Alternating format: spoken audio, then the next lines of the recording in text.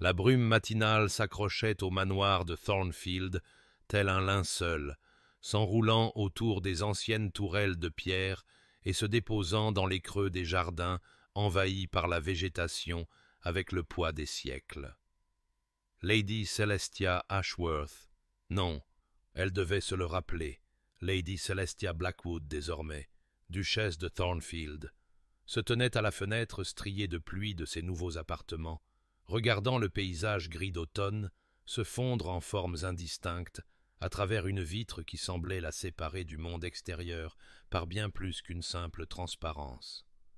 3 jours s'étaient écoulés depuis le mariage, 3 jours depuis son arrivée dans ce domaine imposant au couloir froid et au silence plus froid encore,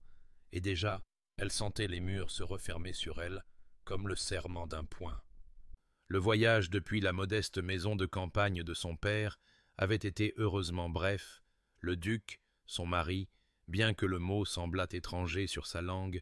chevauchant en avant sur son étalon, tandis qu'elle suivait dans la calèche, seule avec ses pensées et le secret qui s'enroulait dans sa poitrine, tel un serpent prêt à frapper. Sa mère, que Dieu ait son âme, avait fait promettre à Célestia de ne jamais en parler, de cette affliction qui la tourmentait depuis qu'une fièvre infantile avait consumé son petit corps à l'âge de 7 ans, lui laissant des épisodes qui survenaient sans avertissement, lui volant conscience et contrôle, la rendant impuissante et vulnérable. La folie, avaient chuchoté les médecins quand ils la croyaient trop jeune pour comprendre. La possession, avait suggéré le vicaire local avec un dégoût à peine dissimulé. Mais sa mère avait su mieux, avait reconnu cela comme quelque chose de médical, de gérable, quelque chose qui ne devait pas définir l'existence entière de sa fille si seulement cela pouvait rester caché. Et ainsi, Célestia avait appris à vivre avec son secret, à reconnaître les signes avant-coureurs, l'étrange goût métallique sur sa langue, le scintillement particulier au bord de sa vision, la soudaine sensation de déplacement, comme si son âme était arrachée à son corps par des mains invisibles. Elle avait appris à s'excuser, à trouver l'intimité, à se réveiller seule et tremblante sur le sol de sa chambre verrouillée, reconnaissante que personne n'ait été témoin de sa honte.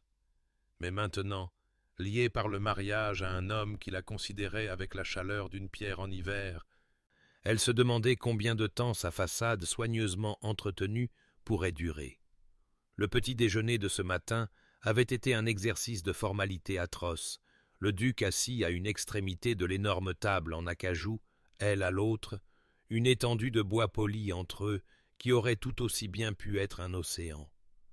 Il s'était enquis de son confort avec la courtoisie détachée que l'on pourrait montrer à un étranger dans une auberge, ses yeux sombres ne rencontrant jamais tout à fait les siens, son attention consacrée à la correspondance empilée à côté de son assiette. Adrian Blackwood, le duc de Thornfield, était une figure taillée dans le granit et le devoir, sa mâchoire fixée dans une sévérité permanente, ses épaules portant le poids d'un titre ancien et des attentes avec une formalité rigide. Le mariage avait été arrangé, bien sûr, négocié entre son père et les avocats du duc avec l'efficacité froide d'une transaction commerciale, sa modeste dot échangée contre le prestige d'une alliance ducale, les deux familles satisfaites de l'arrangement, sinon précisément jubilantes. Célestia n'avait nourri aucune illusion romantique, mais elle n'avait pas non plus anticipé cette profonde isolation, ce sentiment d'être absolument seule, malgré les domestiques qui se déplaçaient comme des fantômes dans les couloirs, et le mari qui dormait dans des appartements à 3 portes des siens. Maintenant, alors qu'elle traçait des motifs dans la condensation sur la vitre, elle sentit le tremblement familier de l'anxiété dans ses mains et se demanda désespérément si elle devait lui dire, si l'honnêteté pourrait construire un pont au-dessus du gouffre qui les séparait, ou si la révélation ne ferait qu'approfondir la distance, transformant son indifférence en quelque chose de bien pire, le dégoût, ou pire encore, la peur. Mais avant que le destin de nos amoureux ne soit révélé, Abonnez-vous pour ne manquer aucun chapitre de romance et de scandale. Et dites-nous dans les commentaires, d'où nous regardez-vous? Maintenant, commençons. La bibliothèque devint le refuge de Célestia, un sanctuaire de volumes reliés en cuir et au parfum moisi de papier vieilli, où de hautes fenêtres filtraient la pâle lumière de l'après-midi à travers des vitraux plombés et projetaient des ombres géométriques sur le tapis persane. C'est ici, 3 jours après son arrivée à Thornfield, que l'inévitable se produisit, les cygnes avant-coureurs arrivant avec leur terreur familière, le goût métallique inondant sa bouche, le monde basculant sur le côté comme si les fondations mêmes du manoir avaient bougé sous ses pieds, la sensation particulière de sa conscience se fragmentant comme la lumière à travers un prisme. Elle eut juste assez de temps pour reconnaître ce qui allait arriver, pour s'enfoncer avec gratitude dans le fauteuil à haut dossier près de la cheminée, plutôt que de s'effondrer sur le sol impitoyable, avant que l'obscurité ne la réclame avec l'attraction inexorable d'une marée entraînant le sable dans la mer. Lorsque la conscience revint, rampant en fragments et en sensations déconnectées, elle se retrouva toujours dans le fauteuil, ses membres lourds et insensibles, sa langue épaisse dans sa bouche, mais quelque chose était différent, quelque chose qui envoya une vague de glace dans ses veines malgré la chaleur de la pièce. Une couverture avait été soigneusement drapée sur ses épaules, sa laine douce étrangère contre sa peau, sa présence une preuve irréfutable que quelqu'un avait été témoin de sa vulnérabilité, l'avait vue dans cet état d'impuissance qu'elle avait gardé si désespérément. La panique monta, vive et acide dans sa gorge, alors qu'elle serrait la couverture avec des doigts tremblants, ses yeux balayant la bibliothèque vide, cherchant dans les ombres l'observateur qui avait laissé cette gentillesse accablante. Personne ne sortit de derrière les imposantes étagères, aucun pas ne résonna dans le couloir au-delà, mais la couverture restait, preuve tangible que son secret avait été découvert, que la forteresse de normalité soigneusement construite autour d'elle avait été percée. Les jours qui suivirent furent teintés de paranoïa et d'effroi. Chaque regard de domestique semblant lourd de savoir, chaque conversation chuchotée entre les femmes de chambre se taisant à son passage, devenant une preuve de son exposition. Adrian devint encore plus distant, si une telle chose était possible, prenant ses repas dans son bureau, partant pour Londres pour des affaires du domaine sans l'informer de son départ, revenant des jours plus tard sans accuser réception de son absence. Elle se surprit à se souvenir de leur cours avec une clarté douloureuse, ces brèves semaines avant le mariage où il lui avait rendu visite chez son père avec quelque chose approchant la chaleur dans ses traits sévères, où il lui avait demandé son opinion sur la littérature et écouté ses réflexions sur les peintures de la modeste galerie de son père, où elle avait entrevu sous son extérieur austère un homme capable de prévenance, peut-être même de tendresse. Cet homme avait disparu au moment où les vœux de mariage furent prononcés, remplacé par cet étranger froid qui se déplaçait à travers Thornfield comme un fantôme hantant son propre domaine. Madame Hartwell, la gouvernante, commença à apparaître à des moments inattendus, avec des demandes inquiètes sur la santé de Célestia, ses yeux bienveillants scrutant le visage de Célestia avec une intensité qui suggérait qu'elle en savait plus qu'elle ne le révélait. Et lorsque Célestia l'assura que tout allait bien, l'expression de la femme plus âgée trahissait une douce incrédulité. Cherchant à se distraire de son anxiété croissante, Célestia commença à explorer les couloirs labyrinthiques du manoir, découvrant des pièces remplies de meubles couverts de poussière et de portraits d'ancêtres au visage sévère dont les yeux peints semblaient suivre sa progression avec jugement. C'est au cours d'une de ces explorations qu'elle trouva l'aile est, son entrée marquée par une porte ornée en chêne sombre, munie d'une serrure en fer, la poignée refusant de céder lorsqu'elle la testa, le trou de la serrure ne révélant que l'obscurité au-delà.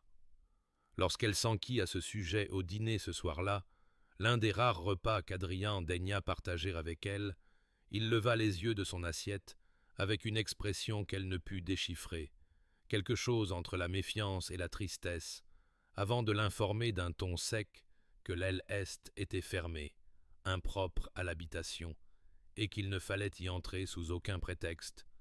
Et elle avait acquiescé de la tête, tout en notant l'étrange intensité de sa réponse, se demandant quel secret Thornfield gardait enfermé dans ces espaces interdits,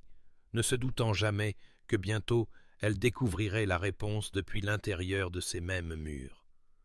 La confrontation eut lieu un jeudi après-midi, gris et sans histoire, le genre de journée qui aurait dû passer dans la mémoire sans conséquence, mais qui se grava dans l'âme de Célestia avec les arêtes vives de la catastrophe.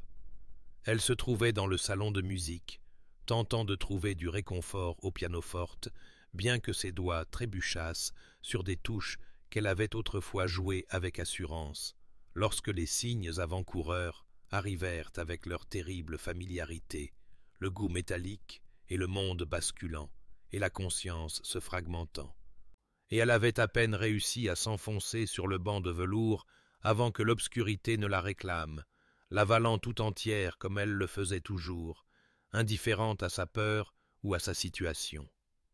Quand elle se réveilla, désorientée et les membres lourds, elle trouva Adrien debout dans l'embrasure de la porte, sa haute silhouette se découpant sur la lumière des lampes du couloir, son visage un masque de quelque chose qu'elle ne put déchiffrer,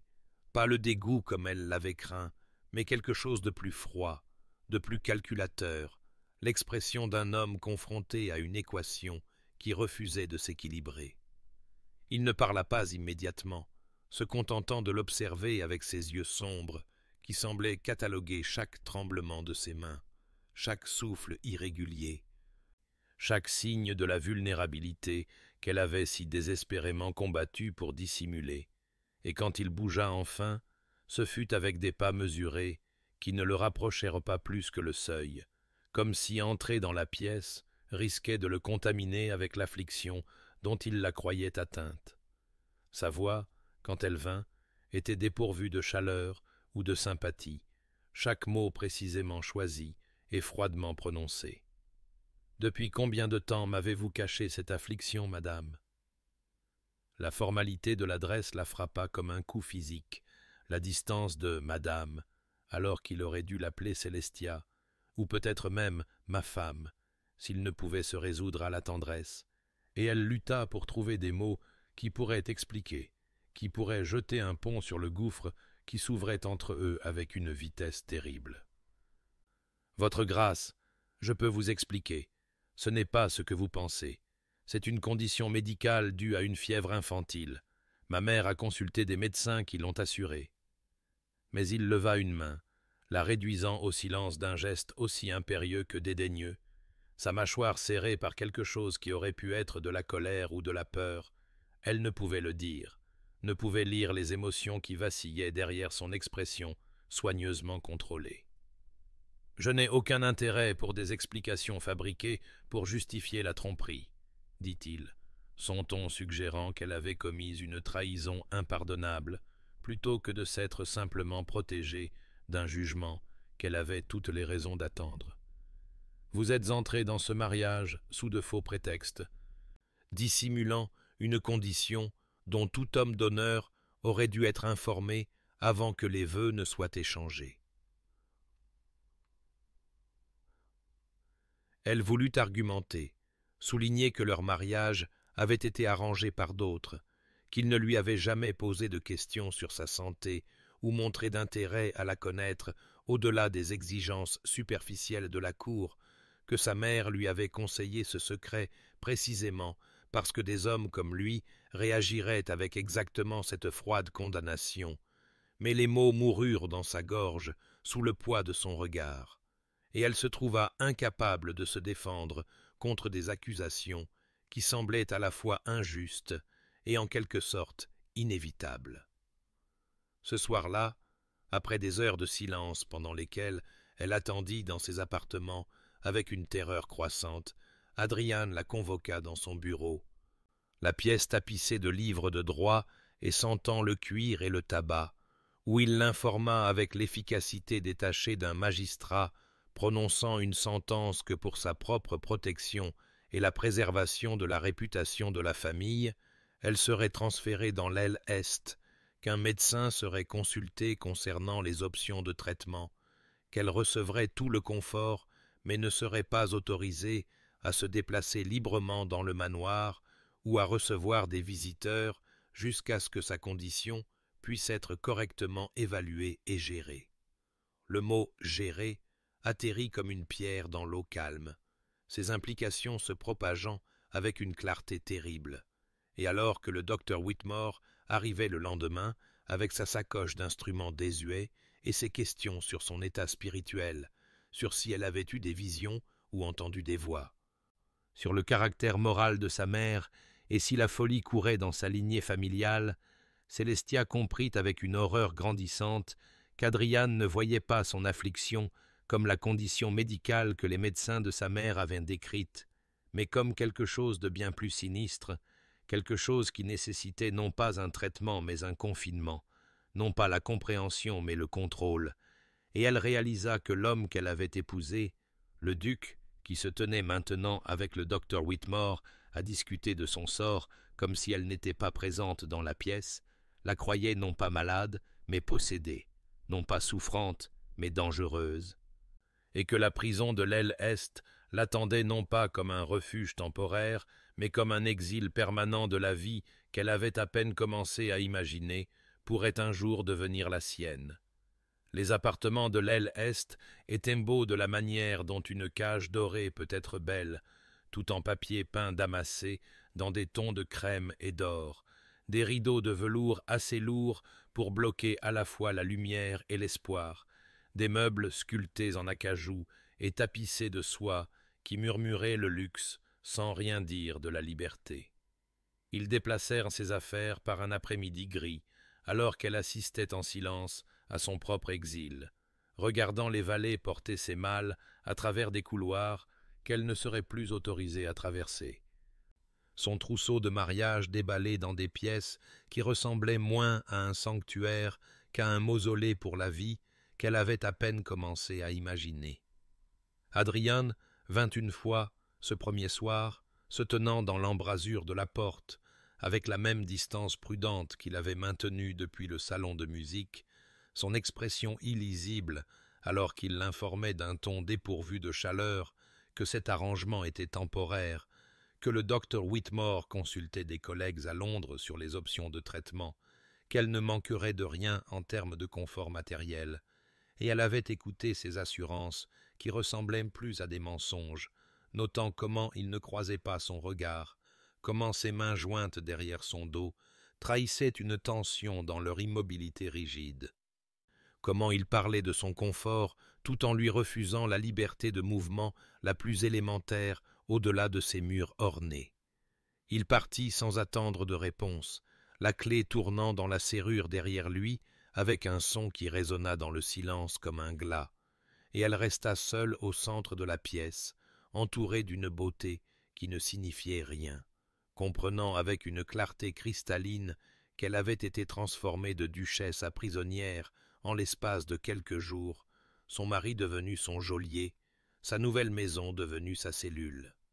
Seule Madame Hartwell et une jeune femme de chambre nommée Lily étaient autorisées à s'occuper d'elle, apportant les repas sur des plateaux d'argent et parlant à voix basse comme si elle était une invalide plutôt qu'une femme saine d'esprit, piégée par la peur mal avisée de son mari. Et bien que les yeux de Madame Hartwell témoignassent d'une sympathie qui suggérait qu'elle désapprouvait cet arrangement, elle était néanmoins liée par les ordres du duc, sa gentillesse contrainte par le devoir envers un maître dont la parole était loi entre ses murs. Les semaines passèrent dans un flou de monotonie, chaque jour indiscernable du précédent, mesuré uniquement par le changement de la lumière à travers des fenêtres qui donnaient sur des jardins qu'elle pouvait voir mais pas toucher, leur beauté automnale se transformant en nudité hivernale, tandis qu'elle restait enfermée comme un secret honteux que la famille souhaitait oublier. Elle n'était autorisée à recevoir ni visiteurs, ni correspondance, s'est demandé d'écrire à sa tante ou à son amie d'enfance, étant accueillie par un refus poli. Madame Hartwell expliquant avec une fermeté pleine d'excuses que le duc avait interdit tout contact avec le monde extérieur jusqu'à ce que sa condition s'améliore, bien que l'amélioration qu'il recherchait restât exaspérément floue, puisqu'il ne venait jamais évaluer son état, n'envoyait jamais de nouvelles de ses attentes, ne reconnaissait jamais son existence au-delà de s'assurer qu'elle était nourrie, vêtue et maintenue à l'isolement. En désespoir de cause, elle se tourna vers la peinture, demandant du matériel par l'intermédiaire de Madame Hartwell et le recevant avec une rapidité surprenante, peut-être la seule requête qu'Adrian se sentait en sécurité d'accorder, et elle installa son chevalet devant la fenêtre, capturant sur toile les paysages de liberté qu'elle ne pouvait avoir, les jardins qu'elle pouvait observer mais pas parcourir, les landes lointaines visibles au-delà des terres de Thornfield, où les créatures sauvages erraient sans contrainte. Elle peignit le jardin de manière obsessionnelle, chaque arbre, chaque sentier et chaque parterre de fleurs commis sur la toile à l'huile qui sentait le lin et la térébenthine, des parfums qui lui rappelaient l'atelier de sa mère, des après-midi passés à la regarder peindre avant que la fièvre ne l'emporte, avant que Célestia ne soit laissée seule avec un secret qu'elle avait trop bien et pas assez bien gardé. Le portrait d'Adrian était accroché au mur face à son lit, une peinture formelle réalisée avant leur mariage, ses traits sévères capturés à l'huile par un artiste de la haute société qui l'avait rendu beau mais froid, et un matin, après une crise particulièrement difficile qui la laissa faible et désespérée,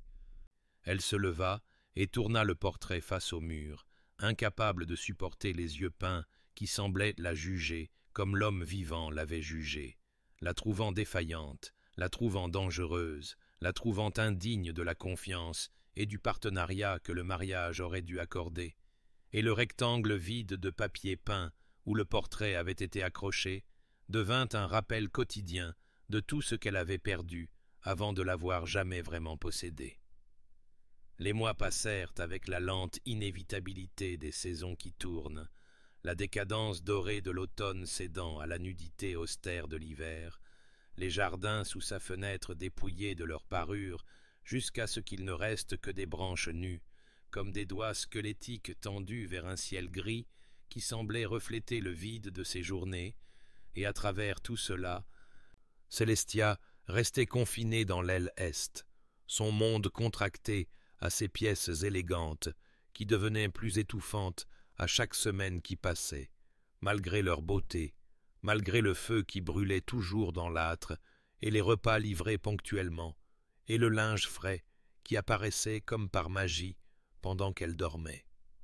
Ces crises continuaient à leur rythme imprévisible, frappant sans avertissement et la laissant épuisée, mais elle apprit par une expérience douloureuse à reconnaître les signes avant-coureurs plus rapidement, à se positionner en sécurité lorsque le goût métallique fleurissait sur sa langue, à respirer à travers les séquelles avec moins de panique qu'auparavant, son corps s'adaptant à ce que son esprit luttait encore pour accepter comme un compagnon permanent plutôt qu'une affliction temporaire. Lily devint plus qu'une domestique pendant ces longs mois, la nervosité initiale de la jeune femme de chambre cédant la place à une véritable compagnie, alors qu'elle apportait non seulement du thé et des bougies fraîches, mais aussi des nouvelles du monde au-delà de la prison de Célestia, des rapports chuchotés sur les événements du village et les affaires du domaine, des mentions prudentes des activités du duc que Célestia désirait et redoutait à la fois d'entendre. À travers les récits de Lily, livrés en arrangeant les cheveux de Célestia ou en préparant son lit, elle apprit qu'Adrian avait informé la société que sa duchesse était de santé délicate et se reposait à la campagne, une fiction commode qui préservait la réputation tout en la condamnant à cet exil élégant, et le mensonge piqua plus que la vérité n'aurait pu le faire. L'implication qu'elle était trop fragile pour le monde, alors que c'était le monde, ou du moins la peur de son mari, qui l'avait rendue ainsi. Le docteur Whitmore continuait ses visites hebdomadaires, arrivant avec sa sacoche noire et ses toniques inutiles, qui avaient un goût d'herbes amères et n'accomplissaient rien, posant les mêmes questions sur son état spirituel et le caractère de sa mère, griffonnant des notes dans un carnet en cuir, tout en la traitant avec la douceur condescendante que l'on pourrait montrer à un enfant ou à un imbécile. Et elle endurait ses examens parce qu'elle n'avait pas le choix, avalant les toniques qui ne faisaient rien, car le refus ne ferait que confirmer les soupçons qui couvaient déjà dans son esprit étroit. C'est au cours d'une de ces visites, alors que le docteur Whitmore consultait Madame Hartwell dans le salon adjacent à sa chambre, que Célestia entendit des voix s'élever dans le couloir au-delà, les tons profonds d'Adriane et le contralto impérieux d'une femme qui ne pouvait appartenir qu'à la duchesse douairière, sa mère, que Célestia n'avait rencontrée que 2 fois avant son confinement et qu'il avait considérée avec l'évaluation froide de quelqu'un examinant du bétail au marché. Elle se pressa contre la porte qui la séparait du couloir, la honte d'écouter aux portes, submergée par une faim désespérée d'information, de tout aperçu de l'esprit de l'homme qui l'avait enfermée, et à travers le bois épais, elle entendit la déclaration cinglante de la douairière que cette situation était intenable, qu'Adrien devrait demander l'annulation pour motif de dissimulation, que la famille ne pouvait pas se permettre le scandale d'une duchesse folle cachée comme une sorte d'horreur gothique, et le cœur de Célestia se contracta de peur à l'idée de la facilité avec laquelle elle pourrait être rejetée, de la fragilité de sa position malgré des vœux de mariage à peine vieux de 2 mois. Mais la réponse d'Adriane, quand elle vint, la surprit par sa fermeté, son refus prononcé sur un ton qui ne souffrait aucune discussion, bien que lorsque sa mère exigea de savoir pourquoi il ne se débarrasserait pas d'une femme qui n'apportait que des ennuis et de la honte, il n'offrit aucune explication, seulement un silence qui s'étira assez longtemps pour que Célestia imagine l'expression frustrée de la douairière avant que des pas ne s'éloignent dans le couloir, ne laissant que des questions et le faible espoir que peut-être les motivations de son mari étaient plus complexes que la simple cruauté, bien que ce que ces motivations pussent être restât aussi enfermé qu'elle, cachée derrière des murs qu'elle ne pouvait franchir, et un silence qui en disait long, tout en ne révélant rien du tout. Noël arriva au manoir de Thornfield comme une moquerie enveloppée de houx et de rubans rouges, les domestiques décorant le grand hall avec du buis et du houx, tandis que Célestia restait enfermée dans sa belle prison, observant à travers des fenêtres givrées les couronnes accrochées à des portes qu'elle ne pouvait franchir, les calèches arrivant avec des invités qu'elle ne rencontrerait pas, la vie continuant dans la grande maison comme si elle n'existait pas entre ses murs. Adrian envoya des cadeaux le matin de Noël, livrés par Madame Hartwell, avec des yeux pleins d'excuses, des boîtes enveloppées de papier argenté contenant un châle en cachemire doux comme un nuage, des gants en cuir de chevreau teintes de la couleur des violettes de printemps, un collier de perles qui brillait d'une perfection froide dans la lumière hivernale. Et Célestia accepta ces offrandes avec une gratitude engourdie, comprenant qu'elle remplaçait la présence qu'il n'accorderait pas, des gages destinés à apaiser la culpabilité ou à démontrer un souvenir, ou peut-être simplement à maintenir la fiction qu'on prenait soin d'elle, même si elle restait abandonnée. Elle n'en porta aucun, laissant les perles dans leur écrin de velours et le châle plié dans du papier de soie. Incapable de supporter le poids de cadeaux offerts sans le courage de faire face à la destinataire, et à la place, elle s'assit à son bureau et composa des lettres qu'elle ne pouvait pas envoyer, déversant sur le papier tous les mots qui s'étaient accumulés dans sa gorge pendant des mois de silence forcé, écrivant à sa tante qui devait sûrement s'étonner de son absence à la réunion de Noël de la famille, à son ami d'enfance qui avait promis de lui rendre visite après le mariage et s'était vu refuser sans explication, à Adrian lui-même, bien qu'elle sût qu'il ne lirait jamais les mots qu'elle traçait d'une écriture soignée sur du vélin crème. Par l'intermédiaire de Lily, qui lui apporta son dîner de Noël sur un plateau chargé d'oies rôties et de pudding aux prunes que Célestia pouvait à peine goûter, tant la solitude assaisonnait chaque bouchée, elle apprit qu'Adrian avait assisté seul aux offices de Noël, qu'il avait organisé un petit dîner pour les familles voisines, mais s'était retiré tôt en prétextant des affaires, qu'il passait ses journées enfermé dans son bureau avec les registres du domaine et les documents parlementaires, se jetant dans le travail avec le même dévouement obsessionnel qu'il avait montré en l'enfermant. Et Célestia comprit, avec une clarté douloureuse, qu'ils étaient tous deux prisonniers maintenant, elle de sa fabrication et lui de ses propres peurs, tous deux isolés, et souffrant bien qu'elle seule portât la contrainte physique des portes verrouillées. Ce fut madame Hartwell qui offrit finalement la clé qui commença à déverrouiller la compréhension,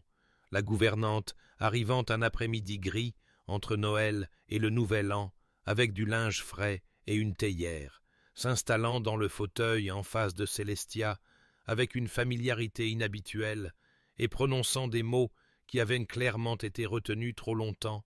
révélant que la sœur cadette d'Adrian, Isabelle, était morte de fièvre à l'âge de 7 ans, alors qu'il en avait 12, qu'il était resté à son chevet pendant des jours, regardant impuissant la fièvre la consumer, que leur mère ne s'était jamais remise de la perte, et que leur père était devenu distant et froid, qu'Adrian avait appris dans son enfance qu'aimer quelqu'un signifiait le regarder souffrir et être impuissant à l'empêcher, que la maladie était un ennemi contre lequel tous ses privilèges, sa position et son pouvoir ne signifiaient rien, et soudain Célestia vit son mari non pas comme un geôlier cruel, mais comme un garçon blessé, devenu un homme effrayé, ses actions nées non de la méchanceté, mais de la terrible logique du traumatisme, sa tentative de la protéger par l'isolement étant en réalité une tentative désespérée de contrôler ce qu'il avait été autrefois impuissant à empêcher, et bien que cette compréhension n'excusât pas ce qu'il avait fait, ni n'effaçât les mois de solitude qu'elle avait endurés, elle transforma sa colère en quelque chose de plus complexe, un mélange de compassion et de chagrin pour l'enfant qui avait appris toutes les mauvaises leçons sur l'amour et la perte, sur la protection et le contrôle, sur le prix de l'affection quand le monde pouvait si facilement vous enlever tout ce que vous teniez cher. Le Nouvel An arriva non pas avec des célébrations, mais avec une crise, le froid glacial de l'hiver s'installant dans les eaux de Célestia dans les jours suivant Noël, jusqu'à ce qu'elle se réveille un matin avec une fièvre brûlant dans ses veines et sa tête battant d'une douleur qui faisait que la lumière grise, filtrant par sa fenêtre, ressemblait à des poignards lui perçant le crâne, et elle essaya de se lever du lit pour découvrir que ses jambes ne la soutenaient pas, son corps tremblant d'une faiblesse qui allait au-delà des séquelles habituelles de ses crises. Lily la trouva effondrée sur le sol, à côté du lit où elle était tombée, le cri effrayé de la jeune femme de chambre faisant accourir madame Hartwell dans la pièce, ses jupes volant et l'alarme écrite sur ses traits burinés. Et en quelques heures, le docteur Whitmore arriva avec sa sacoche noire et son expression grave, examinant Célestia avec des mains qui semblaient trop froides contre sa peau brûlante, tout en prononçant qu'elle avait contracté la grippe et que sa constitution affaiblie rendait le pronostic incertain, les mots flottant à travers la conscience de Célestia comme des débris sur une eau sombre, à moitié entendus et pas entièrement compris à travers la fièvre qui consumait rapidement sa capacité à saisir quoi que ce soit au-delà des sensations immédiates de chaleur et de froid en guerre dans sa chair. La crise frappa ce soir-là avec une violence inhabituelle, son corps convulsant, tandis que la fièvre faisait rage sans contrôle,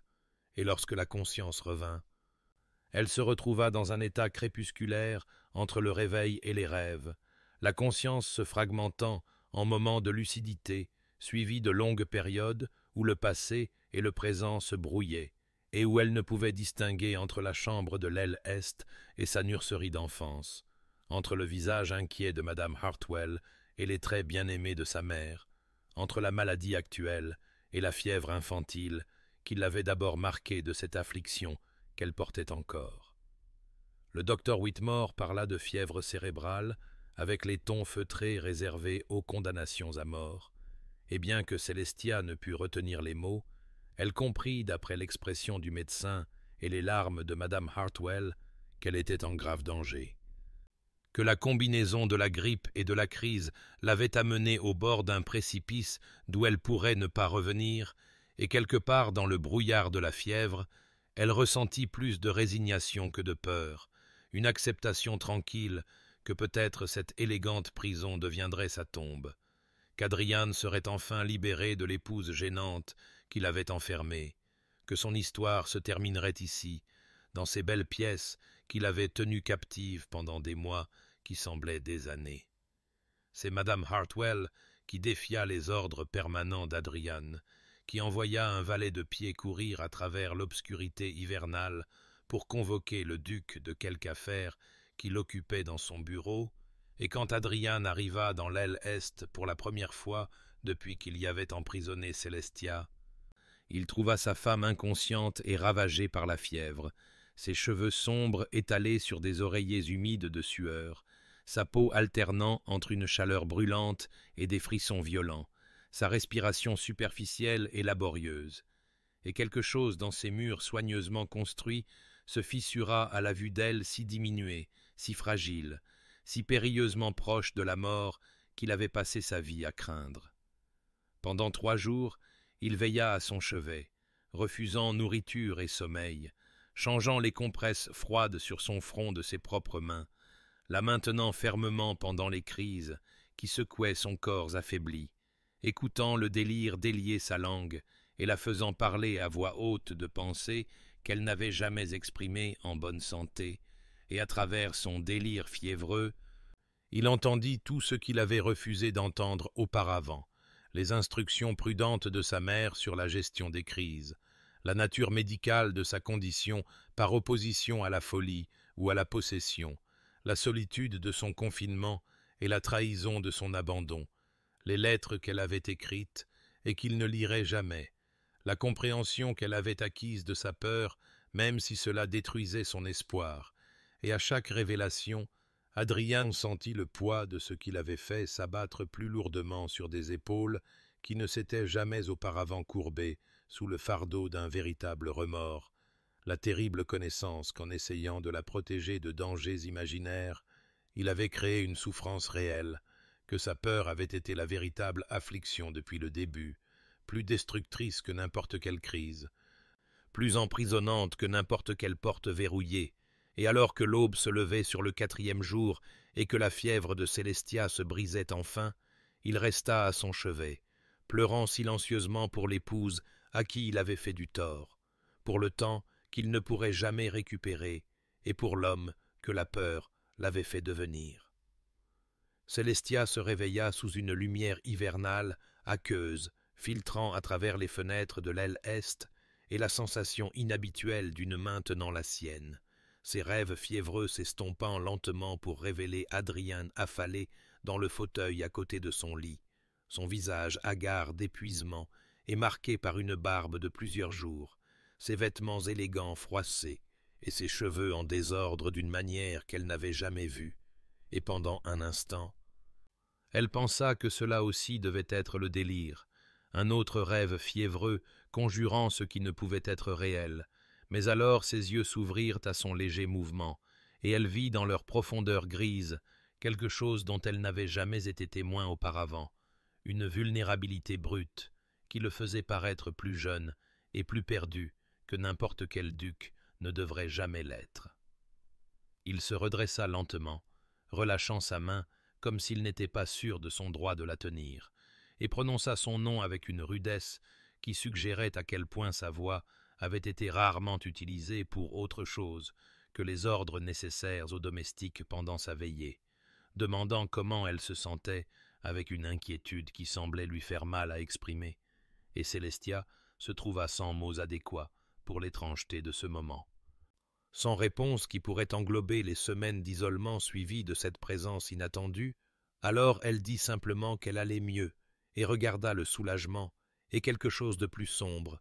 peut-être la honte, traverser ses traits en une succession rapide. Les excuses vinrent avec hésitation. Adrian se levant de son fauteuil pour se tenir à la fenêtre,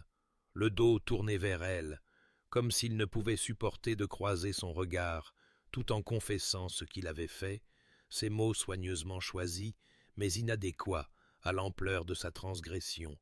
parlant de peur et d'échec, et de la terrible prise de conscience qui lui était venue alors qu'il la regardait osciller entre la vie et la mort,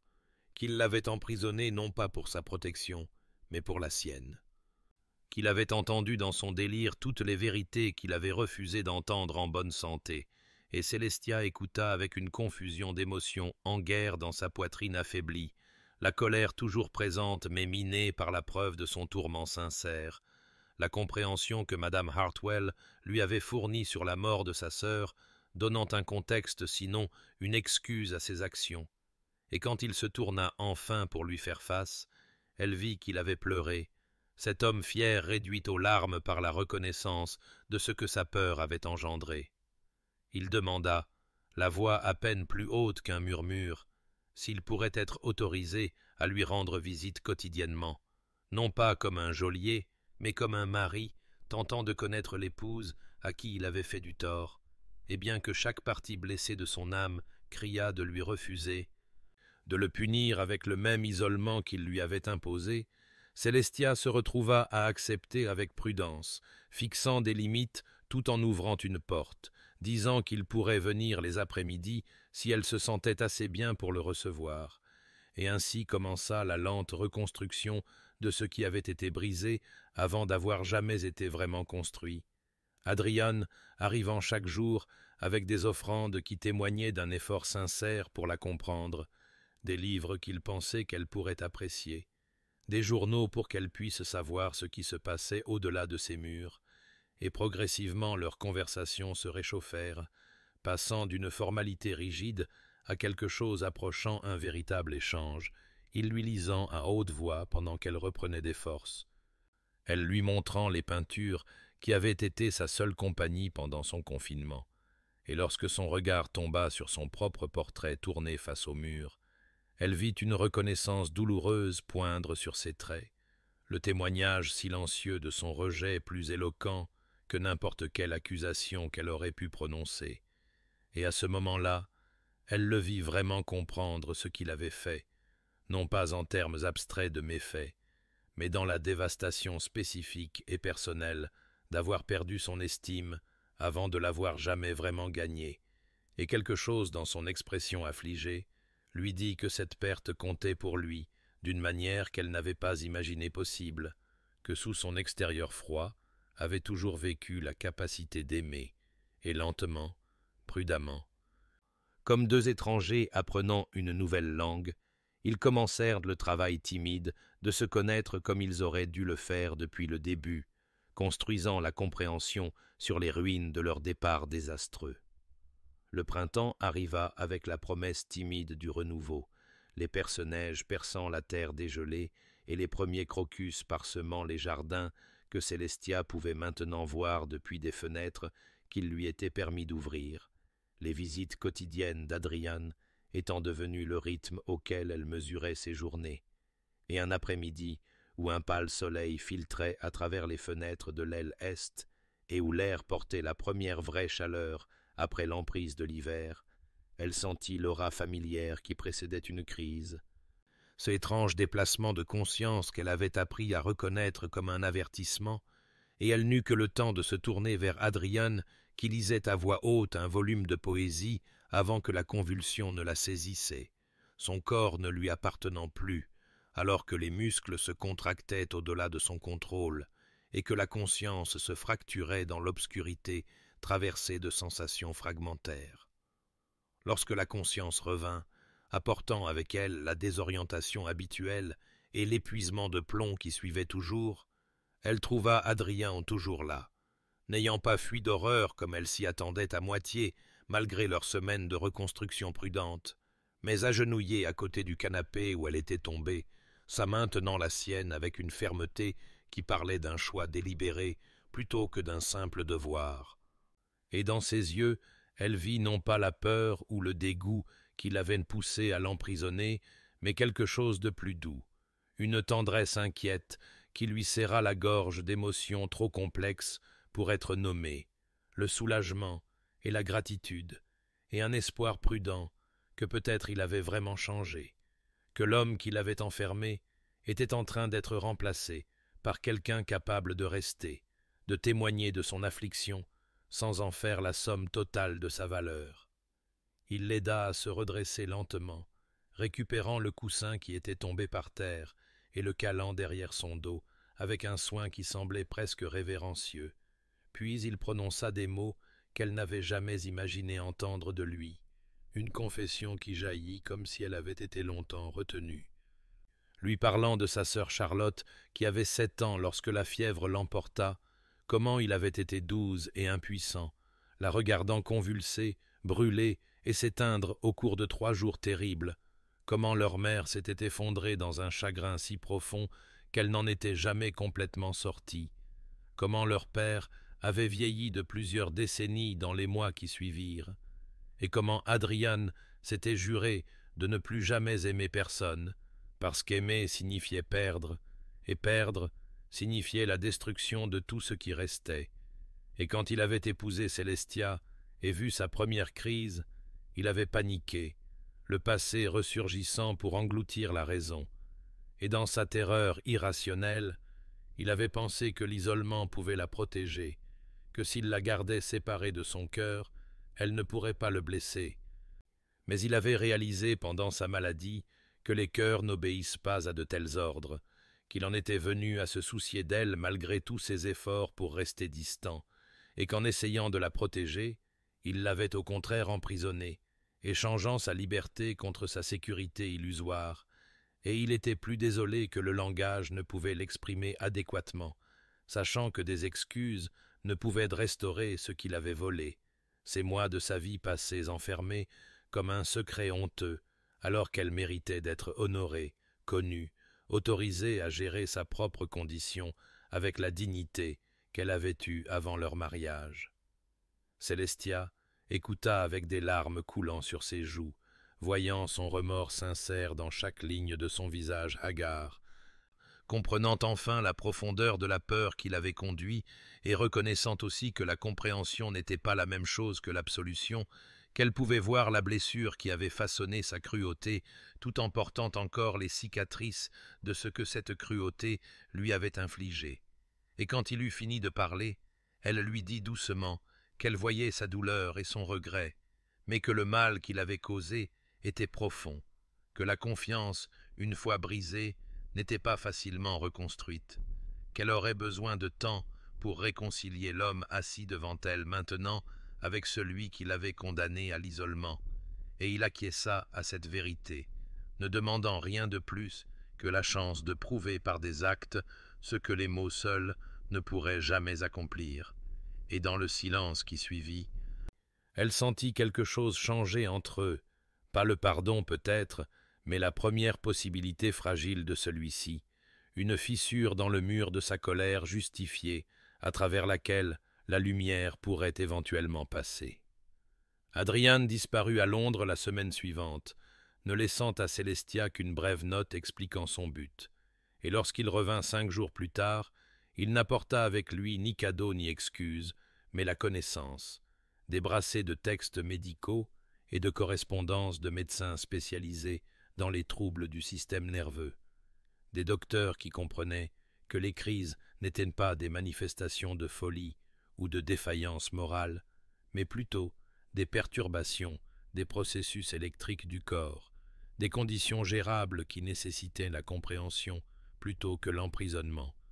Et il étala ces documents devant elle dans le salon de l'aile Est avec une urgence qui témoignait de nuits blanches passées à lire, à apprendre, à tenter de comprendre ce qu'il aurait dû chercher à comprendre dès le début. Célestia le regarda expliquer ses découvertes avec un mélange d'émotions trop complexes pour être démêlées, touchée par l'effort évident qu'il avait déployé, le désir sincère de s'éduquer sur sa condition, mais en même temps blessée par le rappel que toutes ces informations lui avaient été accessibles auparavant,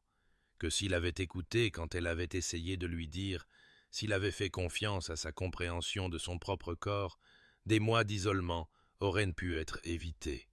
Et quand il eut terminé sa récitation sérieuse, elle lui dit doucement qu'elle avait essayé d'expliquer cette même chose,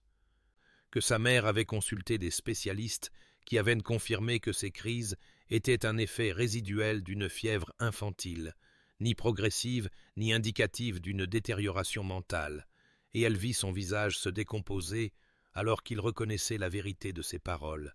l'échec d'écoute qui avait précédé son échec d'action. Il s'enfonça dans le fauteuil en face d'elle, les textes médicaux semblant soudain peser sur lui comme des fardeaux physiques,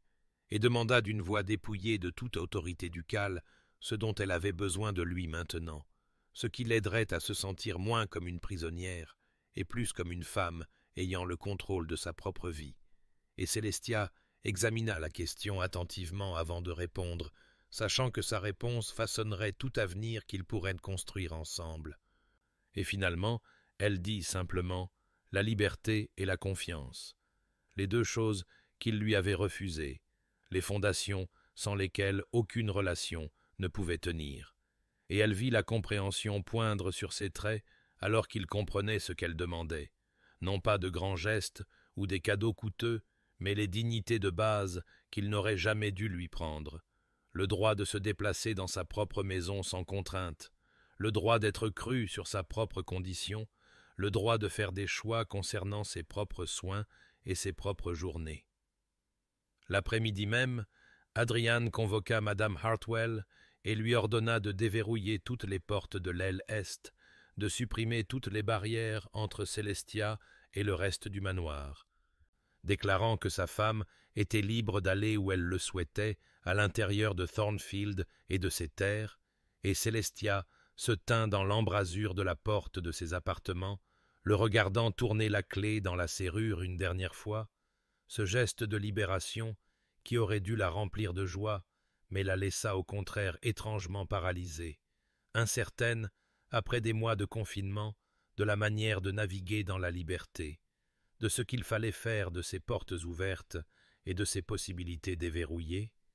et quand Adrien lui fit signe de le précéder dans le couloir, elle se retrouva à hésiter, non pas parce qu'elle souhaitait rester emprisonnée, mais parce que la prison était devenue familière et que la liberté semblait soudainement vaste et terrifiante. Et elle réalisa, avec une certaine surprise, que déverrouiller les portes était la partie la plus facile, qu'apprendre à les franchir librement nécessiterait plus de courage que l'un ou l'autre ne l'avait prévu, que les clés de sa libération physique avaient été les siennes à tourner, mais que les clés de sa liberté émotionnelle prendraient beaucoup plus de temps à forger. Le premier matin où Célestia s'aventura au-delà de l'aile est dans la maison principale fut à la fois monumental et étrangement anticlimactique, ses pas résonnant dans les couloirs de marbre qui avaient été un territoire interdit pendant tant de mois, et elle trouva les domestiques aimables dans leurs salutations, bien que leurs yeux continssent une curiosité non dissimulée. Des questions qu'ils étaient trop bien entraînés pour exprimer, mais qui flottaient néanmoins dans l'air à son passage. Et Madame Hartwell apparut à intervalles avec de subtiles offres d'assistance qui ressemblaient plus à un encouragement discret, comme si la gouvernante comprenait que reconquérir sa maison après un emprisonnement exigeait une espèce particulière de courage qui n'avait rien à voir avec la bravoure physique et tout à voir avec le refus de laisser la peur gagner. Ce soir-là, Adrian envoya une demande formelle par l'intermédiaire de son valet de chambre, demandant si Célestia se joindrait à lui pour le dîner dans la salle à manger principale, la formalité de l'invitation étant à la fois respectueuse et déchirante. Cette distance prudente qu'il maintenait comme si elle était une créature craintive qui pourrait s'enfuir si on l'approchait de trop près. Et elle accepta, parce que refuser semblait donner du pouvoir au passé, plutôt que de s'avancer vers un avenir qu'ils pourraient construire sur les ruines de leur début. Bien que lorsqu'elle entra dans la vaste salle à manger, avec sa table en acajou brillant dressée pour deux à une extrémité, elle sentit toute la maladresse de leur situation, cette intimité forcée entre deux personnes légalement liées mais essentiellement étrangères, qui s'étaient blessées l'une l'autre de manière à laisser des cicatrices encore sensibles au toucher. Les premiers dîners furent des exercices de politesse douloureuse, des conversations qui patinaient sur des surfaces sûres, sans plonger dans les profondeurs de quoi que ce soit qui comptait, des discussions sur le temps, les affaires du domaine et la qualité des dernières tentatives de cuisine française du cuisinier, et Célestia se trouva épuisée par l'effort de maintenir une neutralité agréable, de ne ni se replier dans un silence froid, ni de pousser trop fort vers une chaleur qui semblait prématurée, mais progressivement, au fil des jours devenus des semaines, quelque chose changea presque imperceptiblement. Adrian commença à partager des histoires de ses voyages en Italie avant leur mariage, des descriptions de couchers de soleil vénitiens et de ruines romaines livrées avec une animation qu'elle n'avait jamais vue en lui auparavant, et elle se surprit à répondre avec des observations sur l'art et la théorie des couleurs, la manière dont la lumière transformait des scènes ordinaires en quelque chose de transcendant, et il écoutait avec une attention qui semblait sincèrement intéressée plutôt que simplement respectueuse. Un après-midi, il apparut à l'aile est avec 2 valets de pied transportant des caisses de matériel d'art, des huiles, des aquarelles et des toiles en quantité qui témoignaient d'une intention sérieuse plutôt que d'un geste symbolique, et il l'informa que l'ancienne véranda du côté sud du manoir était en cours de conversion en un véritable atelier, avec une lumière du nord et de l'espace pour qu'elle puisse travailler. Cette offre faite avec hésitation, comme s'il craignait qu'elle ne la rejette comme étant trop peu, trop tard. Mais elle accepta avec une gratitude sincère, car la peinture avait été son salut pendant son confinement, et la perspective de créer avec un but, plutôt que simplement pour passer des heures vides, ressemblait à la reconquête d'une partie d'elle-même qu'elle avait cru perdue. Le jardin devint leur lieu de rencontre, sans que l'un ou l'autre ne le suggère explicitement, tous deux attirés par les fleurs printanières naissantes et la neutralité de l'espace extérieur qui n'appartenait exclusivement à aucun d'eux. Et là, parmi les parterres soigneusement entretenus de roses précoces et le chêne ancien qui avait été témoin de siècles d'histoire de la famille Blackwood, ils commencèrent le lent travail d'apprendre qui ils étaient réellement, sous les rôles que les circonstances leur avaient imposés. 2 personnes blessées tentant de construire quelque chose de réel à partir des fragments d'un mariage qui les avait presque détruits tous les 2. Le tournant arriva un mardi après-midi à la fin du printemps, lorsqu'une calèche portant un blason inconnu remonta l'allée incurvée jusqu'au manoir de Thornfield, et Célestia observa depuis la fenêtre de son atelier une femme élégamment vêtue d'âge moyen émerger avec le maintien impérieux de quelqu'un habitué à ce que les portes s'ouvrent avant qu'elles ne les atteignent, et Madame Hartwell apparut quelques instants plus tard pour l'informer que Lady Margaret Winters, la sœur aînée de sa mère, était arrivée en exigeant une audience immédiate avec la duchesse, cette tante que Célestia n'avait pas vue depuis les funérailles de sa mère, qui s'était opposée avec véhémence au mariage arrangé et avait rompu le contact lorsque ses objections avaient été ignorées. Adrian reçut la nouvelle de la visite alors qu'il examinait les comptes dans son bureau, et son premier instinct fut de renvoyer la femme, de protéger Célestia de toutes les accusations ou récriminations que sa tante avait voyagé depuis le Hampshire pour livrer. Mais il se souvint alors des mots de sa femme sur la confiance et la liberté, les dignités fondamentales qu'il lui avait refusées pendant trop longtemps, et à la place, il envoya un message à Célestia pour lui demander si elle souhaitait recevoir sa tante, lui laissant entièrement le choix, et lorsqu'elle accepta, il fit conduire Lady Margaret au salon bleu avec toute la courtoisie requise, et informa Célestia qu'il serait présent pour l'entretien si elle le désirait, mais absent si elle préférait, et elle lui demanda de rester, non pas parce qu'elle craignait sa tante, mais parce qu'elle voulait qu'il soit témoin de ce qui allait se passer, qu'il la voie se défendre si la défense devenait nécessaire.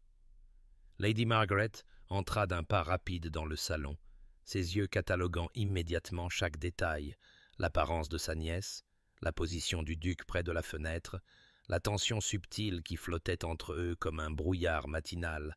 et elle ne perdit pas de temps en politesse, exigeant de savoir si les rumeurs qui lui étaient parvenues étaient vraies, si Célestia avait été confinée dans des appartements isolés pendant des mois, si elle était retenue contre sa volonté sous le couvert d'un traitement médical, et Célestia sentit Adrian se tendre à ses côtés, se préparant à se défendre ou peut-être à accepter tout jugement qui serait prononcé. Mais avant qu'il ne puisse parler, elle leva légèrement la main et s'adressa à sa tante avec un sang-froid qui la surprit elle-même, expliquant que oui, elle avait été confinée, oui, son mari avait commis une grave erreur née de la peur plutôt que de la méchanceté, mais que la situation avait changé, qu'Adrian s'était renseigné sur sa condition et avait déverrouillé toutes les portes, qu'elle restait maintenant à Thornfield, par choix plutôt que par contrainte, construisant quelque chose de nouveau sur les cendres de leur début désastreux. Et elle regarda le visage de sa tante passer par l'incrédulité, le scepticisme, et enfin une acceptation réticente alors qu'elle reconnaissait la vérité dans le regard stable de sa nièce. Lady Margaret se tourna vers Adrian avec une expression qui aurait pu geler du vin d'été, et l'informa qu'elle s'était attendue à trouver un tyran et un monstre, qu'elle était venue préparée à emmener sa nièce de force si nécessaire, mais qu'elle pouvait voir que Célestia parlait de sa propre volonté, bien qu'elle ajoutât avec de l'acier dans la voix que s'il lui donnait un jour une raison de revenir dans des circonstances similaires, il découvrirait que les liens familiaux maternels pouvaient s'avérer remarquablement gênants pour un duc qui tenait à sa réputation.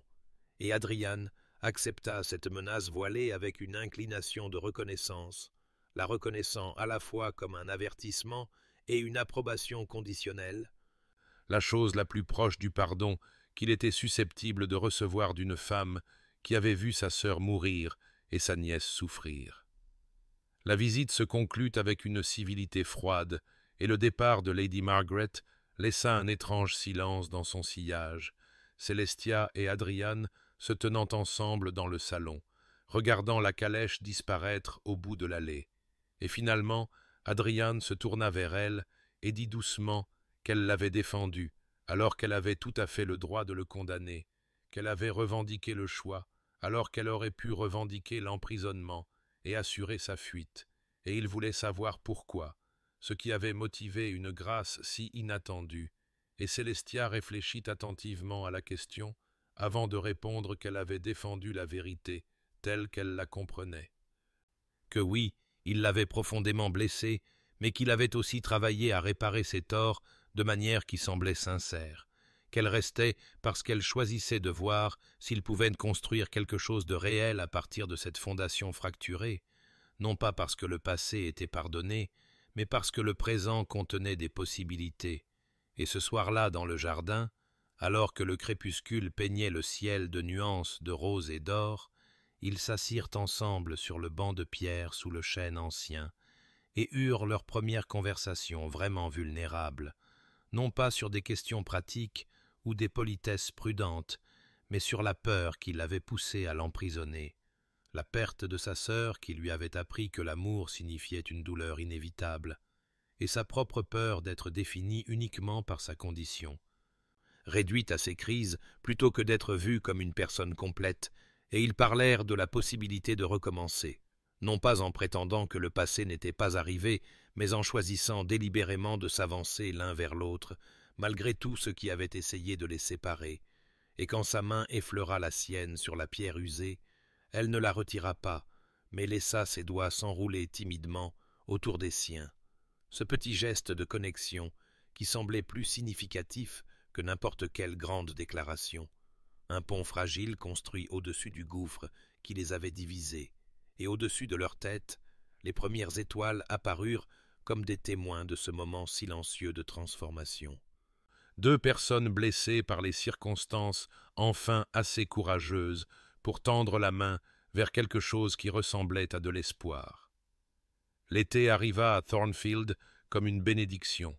les jardins explosant en une floraison exubérante, et le manoir lui-même semblant se délester de la lourdeur qui s'était accrochée à ses pierres pendant les longs mois d'hiver et de printemps.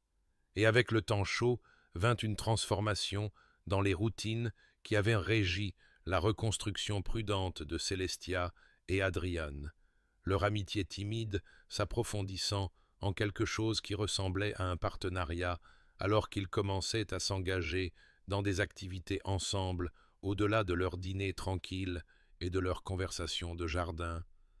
En commençant par des promenades matinales à cheval à travers le domaine où Adrian maintenait son étalon à un rythme prudent à côté de la jument de Célestia, toujours conscient de sa condition, mais ne la traitant plus comme si elle pouvait se briser à tout moment.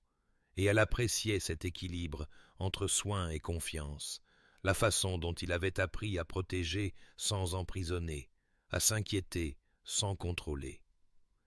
Ils assistaient ensemble à l'église du village le dimanche, où la congrégation chuchotait derrière des mains gantées à propos de la femme du duc, enfin sortie de sa mystérieuse réclusion,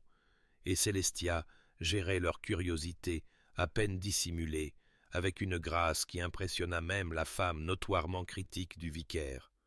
répondant aux questions polies sur sa santé avec un vague agréable qui satisfaisait les exigences sociales sans inviter à un interrogatoire plus approfondi, et Adrian l'observait naviguer dans ces interactions avec quelque chose qui aurait pu être de la fierté, ou peut-être du soulagement qu'elle possédât la force de faire face à un monde qui n'aimait rien de plus qu'un scandale à disséquer.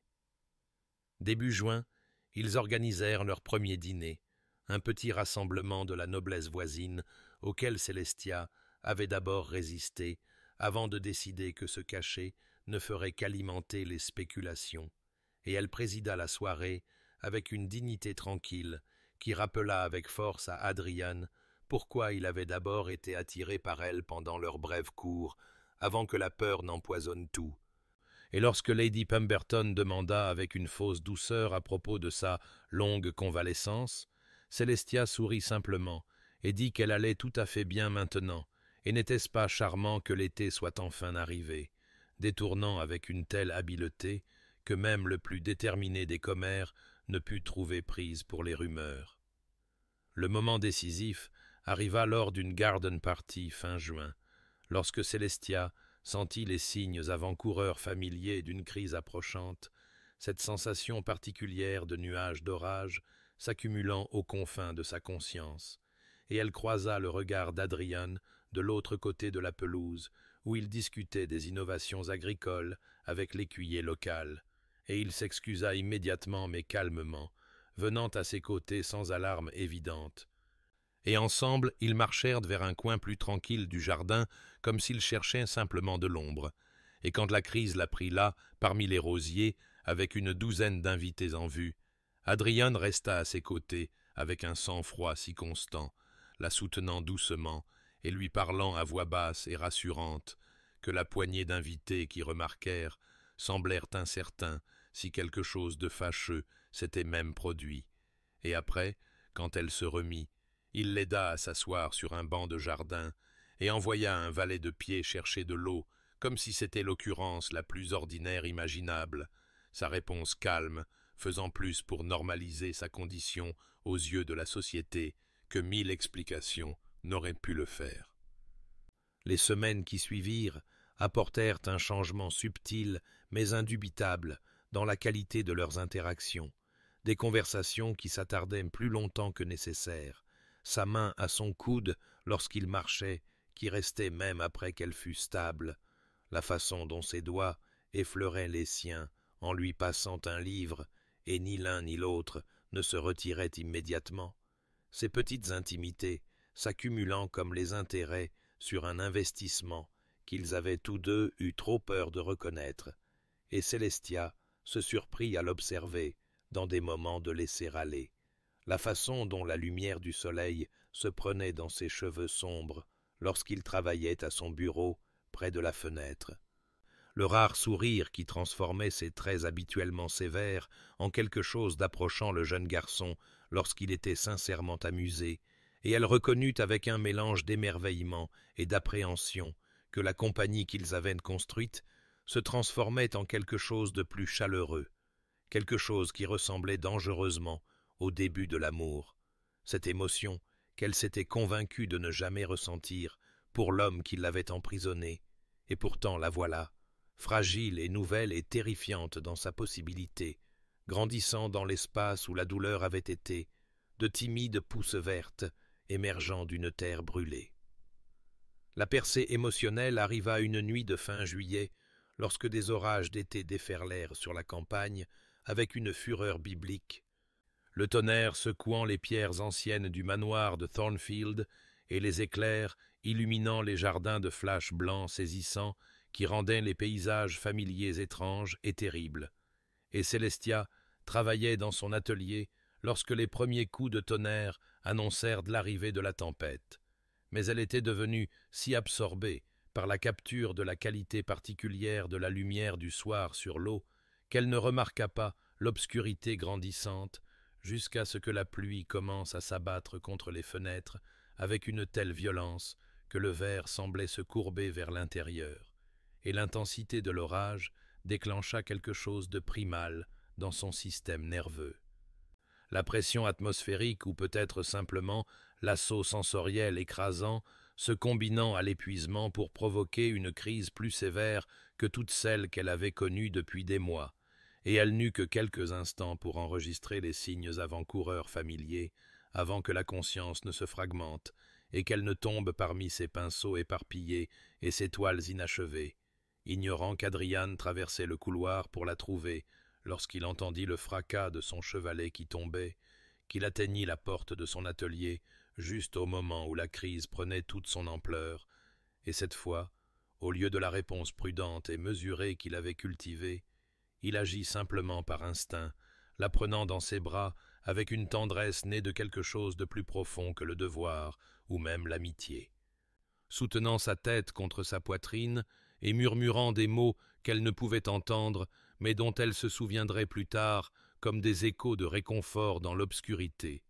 Et il resta là, la tenant à travers la fureur de l'orage, tandis que la pluie battait au-dessus de leur tête et que le tonnerre roulait comme de l'artillerie à travers les cieux,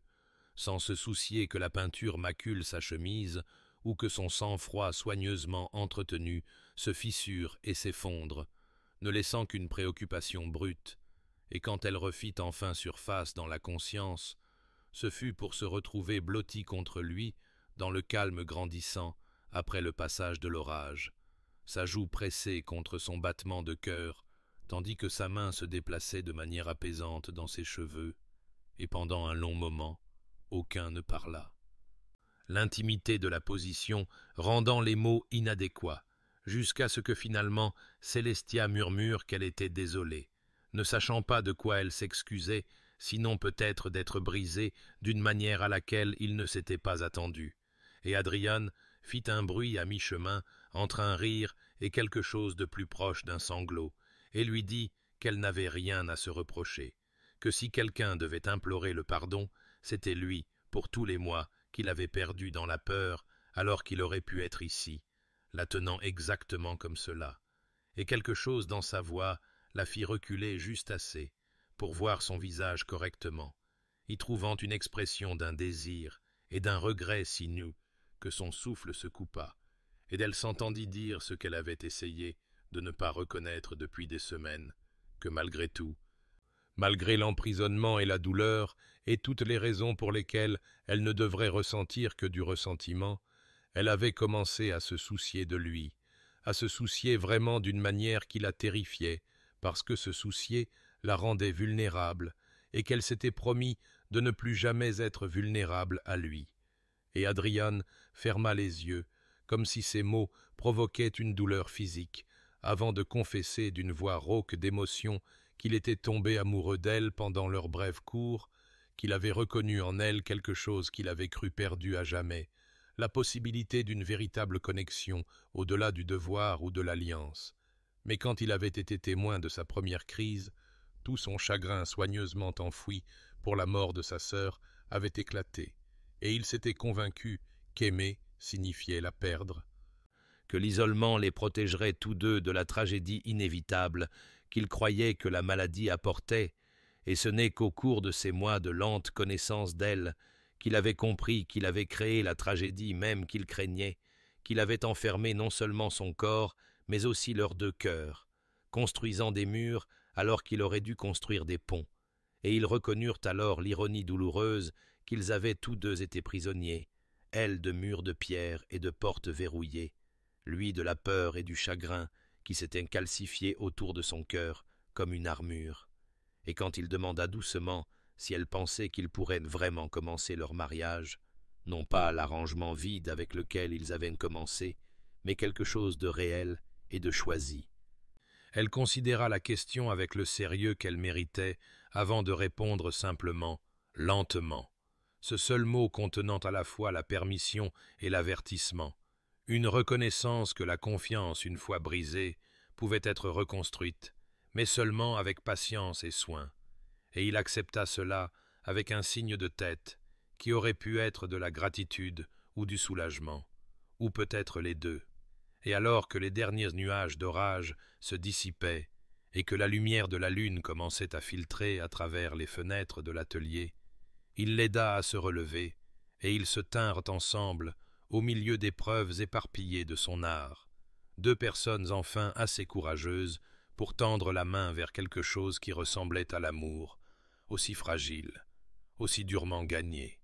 aussi incertain que le chemin à venir puisse s'avérer. L'automne revint au manoir de Thornfield avec la même lumière dorée et le même air vif qui avait marqué l'arrivée de Célestia un an auparavant. Mais ce matin d'octobre la trouva se préparant pour quelque chose qu'elle avait autrefois cru impossible. Un voyage loin du domaine qui avait été à la fois sa prison et finalement son sanctuaire. Et Adrian avait proposé l'excursion au bord de la mer avec une désinvolture prudente au petit déjeuner 3 semaines plus tôt, observant son visage pour des signes de réticence ou de peur. Mais Célestia les avait surpris tous les deux, en acceptant immédiatement, reconnaissant que ce voyage représentait plus qu'un simple déplacement, c'était un test de la confiance fragile qu'ils avaient reconstruite. Une déclaration qu'elle n'était plus confinée par des murs ou par le poids de leur histoire douloureuse, et alors que leur calèche roulait à travers la campagne vers la côte, elle regarda le paysage se transformer de bois familiers en terres agricoles ouvertes, puis en cette platitude particulière qui précédait la mer, sentant quelque chose dans sa poitrine se desserrer à chaque kilomètre qui les éloignait de l'ombre de Thornfield. Et Adrian était assise en face d'elle, maintenant une distance prudente qu'elle appréciait, même si une partie d'elle souhaitait qu'il s'assoie à ses côtés, assez près pour partager la chaleur, mais ils apprenaient encore cette danse de l'intimité, découvrant encore à quoi ressemblait la permission entre deux personnes qui avaient commencé comme des étrangers liés par le devoir et qui tendaient maintenant timidement vers quelque chose qui ressemblait au choix. Le village côtier de Whitecliff s'avéra être un charmant ensemble de cottages usés par le temps, accrochés à des falaises de craie qui tombaient de façon spectaculaire sur une plage de galets gris et lisses, et Adrian leur avait réservé des chambres dans une auberge respectable surplombant l'eau, des appartements séparés reliés par un salon en déférence pour les limites prudentes qu'ils naviguaient encore. Et Célestia se tenait à sa fenêtre ce premier soir, regardant les mouettes tournoyer contre un ciel peint de nuances d'ambre et de rose, respirant l'air salin qui avait le goût de la liberté et des possibilités. Et elle entendit Adrian frapper à la porte communicante, sa question discrète pour savoir si elle se joindrait à lui pour une promenade le long de la plage avant que l'obscurité ne tombe complètement, et ensemble ils descendirent le sentier étroit qui serpentait le long de la falaise, Adrian offrant sa main dans les portions les plus raides, et Célestia la prenant sans hésitation. Ce simple contact maintenant assez familier pour sembler naturel tout en portant encore la charge de la nouveauté, et quand ils atteignirent la plage proprement dite, elle enleva ses chaussures comme elle l'avait fait enfant, sentant les galets frais et lisses sous ses pieds et riant de l'expression surprise d'Adrian avant qu'il ne fasse de même. Ce duc, qui avait toujours été si soucieux des convenances, marchant maintenant pieds nus à ses côtés comme un écolier en vacances, et ils errèrent pendant des heures alors que le soleil descendait, ramassant des coquillages qui attiraient leur attention, regardant l'avancée inexorable de la marée, parlant de tout et de rien, leur conversation s'écoulant avec une aisance qui aurait semblé impossible quelques mois auparavant, et Célestia se surprit à lui parler de sa mère, la femme qui lui avait appris à cacher ses crises comme si elles étaient des secrets honteux plutôt qu'un simple fait médical, et Adrian écouta sans jugement avant de partager ses propres souvenirs des derniers jours de sa sœur, la rage impuissante de voir quelqu'un de cher s'éteindre malgré toutes les prières et les interventions des médecins. Et dans cet échange de vieux chagrins, ils trouvèrent une légèreté inattendue, le poids de l'histoire non dite enfin, levé par le simple acte d'un partage honnête. Lors de leur 3e soirée à Whitecliff, ils s'assirent sur la plage, regardant le coucher de soleil peindre le ciel de couleurs impossibles, cette qualité particulière de la lumière côtière qui semble enflammer l'air même. Et Célestia sentit le moment se cristalliser en quelque chose de significatif, un de ces instants qui serviraient plus tard de marqueur entre un avant et un après. Et elle se tourna pour trouver Adrian, qui la regardait déjà avec une expression d'un espoir si prudent que son cœur se serra de tendresse, et elle tendit délibérément la main et prit la sienne, non pas pour du soutien ou de l'aide, mais simplement parce qu'elle le voulait. Ce geste de choisir la connexion plutôt que d'accepter de l'aide, et ses doigts se refermèrent sur les siens avec une douceur qui reconnaissait le cadeau qu'elle offrait, et ils restèrent assis en silence, alors que le soleil disparaissait sous l'horizon, laissant le ciel meurtri de pourpre et d'or, et quand l'obscurité complète commença à s'installer,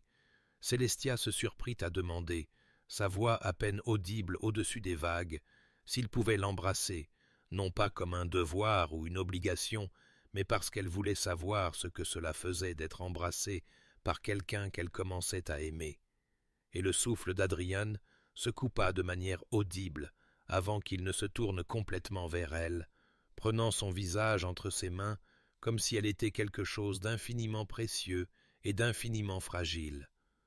Et quand ses lèvres rencontrèrent les siennes, ce fut avec une tendresse qui contenait à la fois des excuses pour tous les mois de douleur et une promesse pour l'avenir qu'ils pourraient construire ensemble, doux et interrogateur et plein d'un espoir qui les terrifiait tous deux par sa fragilité.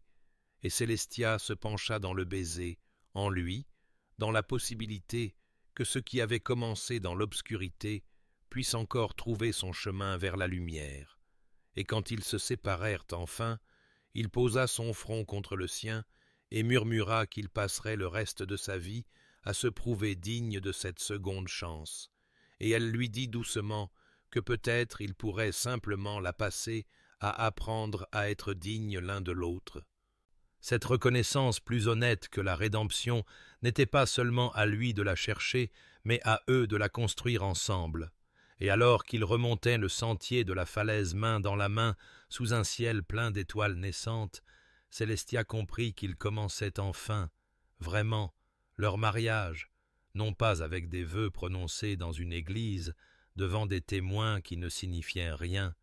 mais ici, sur cette plage, avec pour seul témoin éternel la mer, se choisissant l'un l'autre en pleine connaissance de la douleur qu'ils avaient causée et de la possibilité qu'ils pourraient encore revendiquer, s'ils étaient assez courageux, assez patients, assez honnêtes pour essayer. Leur retour au manoir de Thornfield, fin octobre, portait le poids de la transformation. Les murs de pierre familiers et les jardins peints aux couleurs de l'automne paraissant en quelque sorte plus doux qu'à leur départ, comme si le domaine lui-même s'était modifié en leur absence pour accueillir la nouvelle compréhension fragile qu'ils avaient ramenée avec eux, et Célestia se tenait dans le hall d'entrée, respirant l'odeur de cire d'abeille et de fumée de bois, tandis qu'Adrian parlait doucement avec Madame Hartwell des dispositions qu'il avait mises en place pendant leur voyage, et le sourire entendu de la gouvernante suggérait qu'elle comprenait plus qu'il n'en était dit sur ce qui s'était passé au bord de la mer. Et quand Célestia demanda de quelle disposition il s'agissait, Adrian prit sa main avec l'intimité facile qu'ils avaient commencé à pratiquer et la conduisit à travers des couloirs familiers jusqu'à l'aile est. Ces pièces qui avaient été sa prison pendant tant de mois terribles, et elle sentit ses pas ralentir involontairement alors que de vieux souvenirs menaçaient de refaire surface. Mais quand il ouvrit les portes, elle trouva l'espace entièrement transformé, des murs abattus pour créer une vaste galerie lumineuse où son chevalet attendait à côté de hautes fenêtres qui avaient été agrandies pour inonder l'espace de lumière naturelle,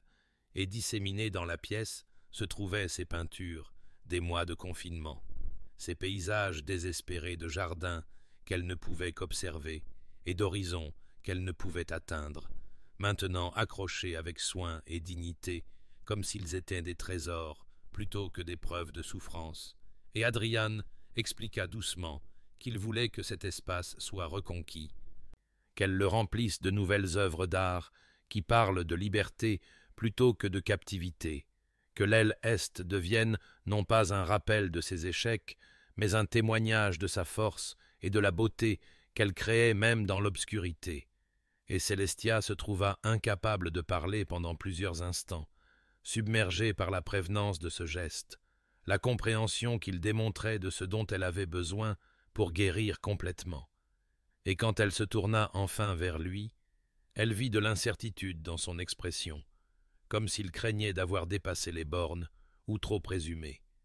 Mais elle fit taire son inquiétude avec un baiser qui contenait de la gratitude, de l'affection et la certitude croissante que ce qu'ils construisaient ensemble pourrait réellement durer. Les jours qui suivirent établirent de nouveaux rythmes qui semblaient à la fois délibérés et naturels, le matin se levant avec eux, partageant le petit déjeuner dans la petite salle à manger plutôt que dans le grand hall, Adrian lissant sa correspondance, pendant que Célestia esquissait des idées de peinture, et ils discutaient de la journée à venir avec l'intimité confortable d'un véritable partenariat. Et ensuite, elle se retira dans sa galerie pour travailler, tandis qu'il s'occupait des affaires du domaine, mais souvent, il apparaissait en milieu de matinée avec du thé et restait pour la regarder peindre, posant des questions sur la technique et la couleur qui démontraient un réel intérêt plutôt qu'une simple politesse, et il lui commanda une série de peintures pour les salons publics du manoir, des paysages et des portraits qui remplaceraient les sombres portraits ancestraux qui avaient fait de la maison un mausolée, et Célestia se jeta dans ce travail avec joie, enfin capable de contribuer quelque chose de significatif au domaine qui avait été à la fois sa prison et finalement sa maison. Et leur soirée se passait à la bibliothèque, où ils avaient commencé à se lire des passages à voix haute, se relayant avec des romans et de la poésie, leur voix remplissant le silence d'histoires d'autres vies et d'autres amours, pendant que le feu crépitait et que dehors, les vents de novembre commençaient leur assaut annuel sur les pierres anciennes de Thornfield. Ce qui surprit le plus Célestia au cours de ces semaines fut l'émergence d'un esprit de jeu entre eux,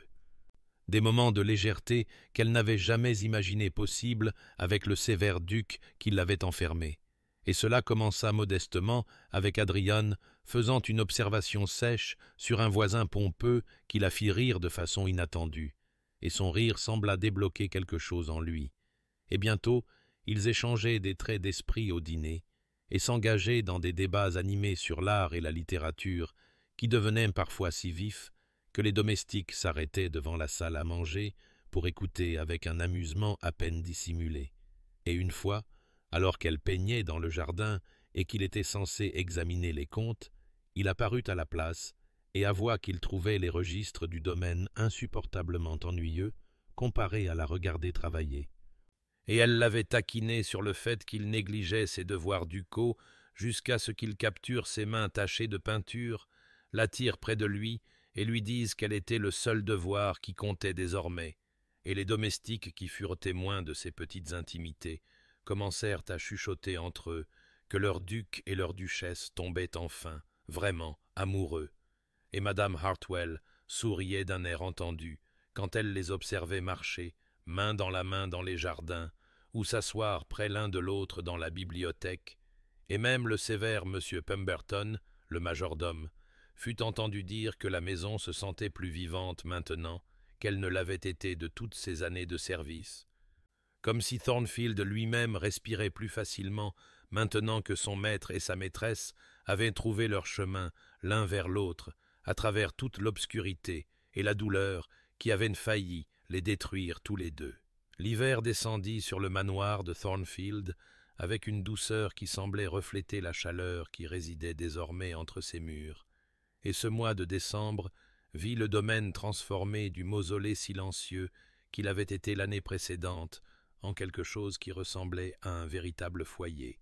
avec des guirlandes de verdure ornant les escaliers et l'odeur de cannelle et de clous de girofle s'échappant des cuisines, où madame Hartwell supervisait les préparatifs de la première véritable célébration de Noël que Thornfield ait vue depuis des décennies. Et Adrian avait proposé d'accueillir la famille et des amis proches avec une incertitude qui toucha profondément Célestia, lui demandant si elle se sentait prête à affronter la société dans ce cadre plus intime, et elle s'était surprise en acceptant sans hésitation, reconnaissant qu'elle n'était plus la femme effrayée qui était arrivée ici 14 mois auparavant, mais quelqu'un qui avait revendiqué sa place dans cette maison et dans son mariage grâce à une compréhension durement acquise, et les chambres d'amis furent ouvertes et aérées pour la première fois depuis des années. L'argenterie fut polie jusqu'à ce qu'elle brille, et les préparatifs consommèrent la maisonnée avec le genre d'énergie déterminée qui parlait de célébration sincère plutôt que de simple obligation. La duchesse douairière arriva 3 jours avant Noël dans sa voiture de voyage noire habituelle, et Célestia sentit son estomac se nouer d'une vieille anxiété, alors qu'elle et Adrian se tenaient dans le hall d'entrée pour accueillir sa mère, cette femme redoutable qui l'avait poussée à l'annulation pendant ces sombres mois de confinement. Mais la main d'Adrian trouva la sienne et la serra doucement pour la rassurer, et quand la douairière descendit de sa voiture, elle observa leurs mains jointes avec une expression que Célestia ne put déchiffrer immédiatement, quelque chose qui aurait pu être de la surprise ou peut-être une approbation prudente, et le salut de la femme plus âgée à Célestia fut formel mais pas froid. Une neutralité prudente qui suggérait qu'elle suspendait son jugement jusqu'à ce qu'elle puisse évaluer quel genre de mariage son fils avait réellement construit en son absence. Les jours précédant Noël offrirent amplement l'occasion d'une telle évaluation, et Célestia était parfaitement consciente de l'observation perspicace de la douairière alors qu'elle et Adrian vaquaient à leur routine quotidienne, partageant le petit déjeuner avec une conversation facile, marchant ensemble dans les jardins touchés par le gel, s'asseyant près l'un de l'autre dans la bibliothèque pour discuter des plans des festivités de Noël, et elle remarqua que l'expression de la femme plus âgée passait progressivement du scepticisme à quelque chose approchant l'émerveillement, en témoignant de l'affection sincère entre eux. Des petites attentions et des regards partagés qui parlaient d'une intimité gagnée plutôt que jouée, et le matin de la veille de Noël, la douairière demanda une audience privée avec Célestia dans le petit salon, et Célestia se prépara à la critique ou à l'interrogatoire, mais se retrouva au contraire face à quelque chose de bien plus inattendu lorsque la mère d'Adrian s'assit lourdement dans le fauteuil près du feu et parla doucement de son regret, de la façon dont elle avait poussé Adrian à l'annulation par souci pour le nom de la famille, sans considérer ce que son fils voulait réellement, de la façon dont elle avait jugé la condition de Célestia comme une faiblesse sans en comprendre la nature, et elle demanda pardon pour sa dureté avec une dignité qui rendit le refus impossible. Et Célestia se surprit à offrir ce pardon avec une facilité surprenante, reconnaissant que les craintes de la douairière étaient nées de l'amour pour son fils, même si elles étaient mal avisées dans leur expression, et les deux femmes sortirent de cette conversation, sinon comme des amies, du moins comme des alliés dans leur sollicitude partagée pour Adrian. Et ce soir-là, alors que la maisonnée se rassemblait pour le dîner de la veille de Noël, Célestia sentit le poids de l'année écoulée se lever en quelque sorte, remplacé par l'espoir timide qu'il devenait enfin, vraiment, une famille. Après le repas, Adrian attira Célestia dans son bureau avec une excitation à peine contenue, lui présentant d'un volume relié en cuir, qu'elle prit d'abord pour un livre, jusqu'à ce qu'elle l'ouvre pour découvrir un article de revue médicale. Une recherche commanditée sur les troubles épileptiques et leur gestion pendant la grossesse et au-delà, et il expliqua avec la timidité prudente de quelqu'un offrant un cadeau qu'il craignait inadéquat qu'il finançait cette recherche depuis des mois, travaillant avec des médecins à Londres et à Édimbourg pour faire progresser la compréhension de sa condition. Et Célestia se trouva incapable de parler pendant plusieurs instants en feuilletant l'article, submergée non pas par l'information elle-même, mais par ce que ce geste représentait. Son engagement continu à comprendre plutôt qu'à craindre ses crises, sa détermination à s'assurer qu'elle recevrait des soins appropriés, fondés sur la connaissance plutôt que sur la superstition, et quand elle leva enfin les yeux vers lui, les larmes aux yeux, elle vit de l'incertitude dans son expression, comme s'il doutait encore de son droit de lui offrir de telles choses après toute la douleur qu'il avait causée. Et elle posa soigneusement la revue et prit son visage entre ses mains et lui dit que c'était le cadeau le plus précieux que quiconque lui ait jamais fait, non pas à cause de la recherche elle-même, mais parce qu'elle démontrait qu'il la voyait vraiment, qu'il comprenait vraiment ce dont elle avait besoin pour se sentir en sécurité et valorisée. Et il la serra contre lui et murmura contre ses cheveux qu'il passerait le reste de sa vie à apprendre à mériter la seconde chance qu'elle lui avait donnée. Et elle lui rappela doucement qu'ils se donnaient l'un à l'autre cette chance, que la rédemption n'était pas son fardeau seul, mais quelque chose qu'ils construisaient ensemble par la patience, l'honnêteté et le courage de continuer à se choisir l'un l'autre, malgré tout ce qui avait failli les détruire tous les deux. Le printemps arriva au manoir de Thornfield avec une explosion de couleurs qui semblait célébrer la transformation que le domaine avait subie, les jonquilles et les crocus perçant la terre encore froide, tandis que les vergers éclataient en nuages de fleurs roses et blanches. Et c'est pendant cette saison de renouveau que Célestia découvrit qu'elle portait l'enfant d'Adrian, la prise de conscience venant d'abord comme un soupçon lorsque ses règles mensuelles n'arrivèrent pas, puis comme une certitude confirmée par le docteur Whitmore, dont l'examen apporta à la fois des félicitations et des avertissements prudents sur la gestion de sa condition pendant la grossesse. Et quand elle l'annonça à Adrian ce soir-là dans la bibliothèque, sa réaction fut tout ce qu'elle avait espéré et craint simultanément, la joie flambant sur ses traits avant d'être tempérée par une terreur visible, et elle le regarda lutter pour maîtriser ses émotions, pour ne pas laisser ses vieilles peurs submerger ce moment qui aurait dû être purement heureux. Et il prit ses mains et demanda avec une fermeté prudente ce que les médecins avaient dit sur la sécurité, sur les risques, et elle expliqua que le docteur Whitmore, ainsi que les spécialistes londoniens qu'Adrian avait consultés, étaient tous d'accord pour dire que la grossesse était possible avec un suivi et des soins appropriés, que ces crises pourraient même diminuer pendant ces mois ou non, qu'il n'y avait aucune garantie, mais qu'il n'y avait pas non plus d'obstacles insurmontables, et Adrian hocha lentement la tête, et elle put le voir choisir délibérément de ne pas l'emprisonner à nouveau au nom de la protection, choisissant plutôt de faire confiance aux connaissances médicales qu'il avait tant travaillé à obtenir, et de faire confiance à sa propre compréhension de son corps, et il la serra contre lui, et murmura qu'ils affronteraient cela ensemble, comme ils avaient appris à tout affronter, avec honnêteté, patience, et le courage durement acquis d'espérer la joie plutôt que de se préparer uniquement à la perte.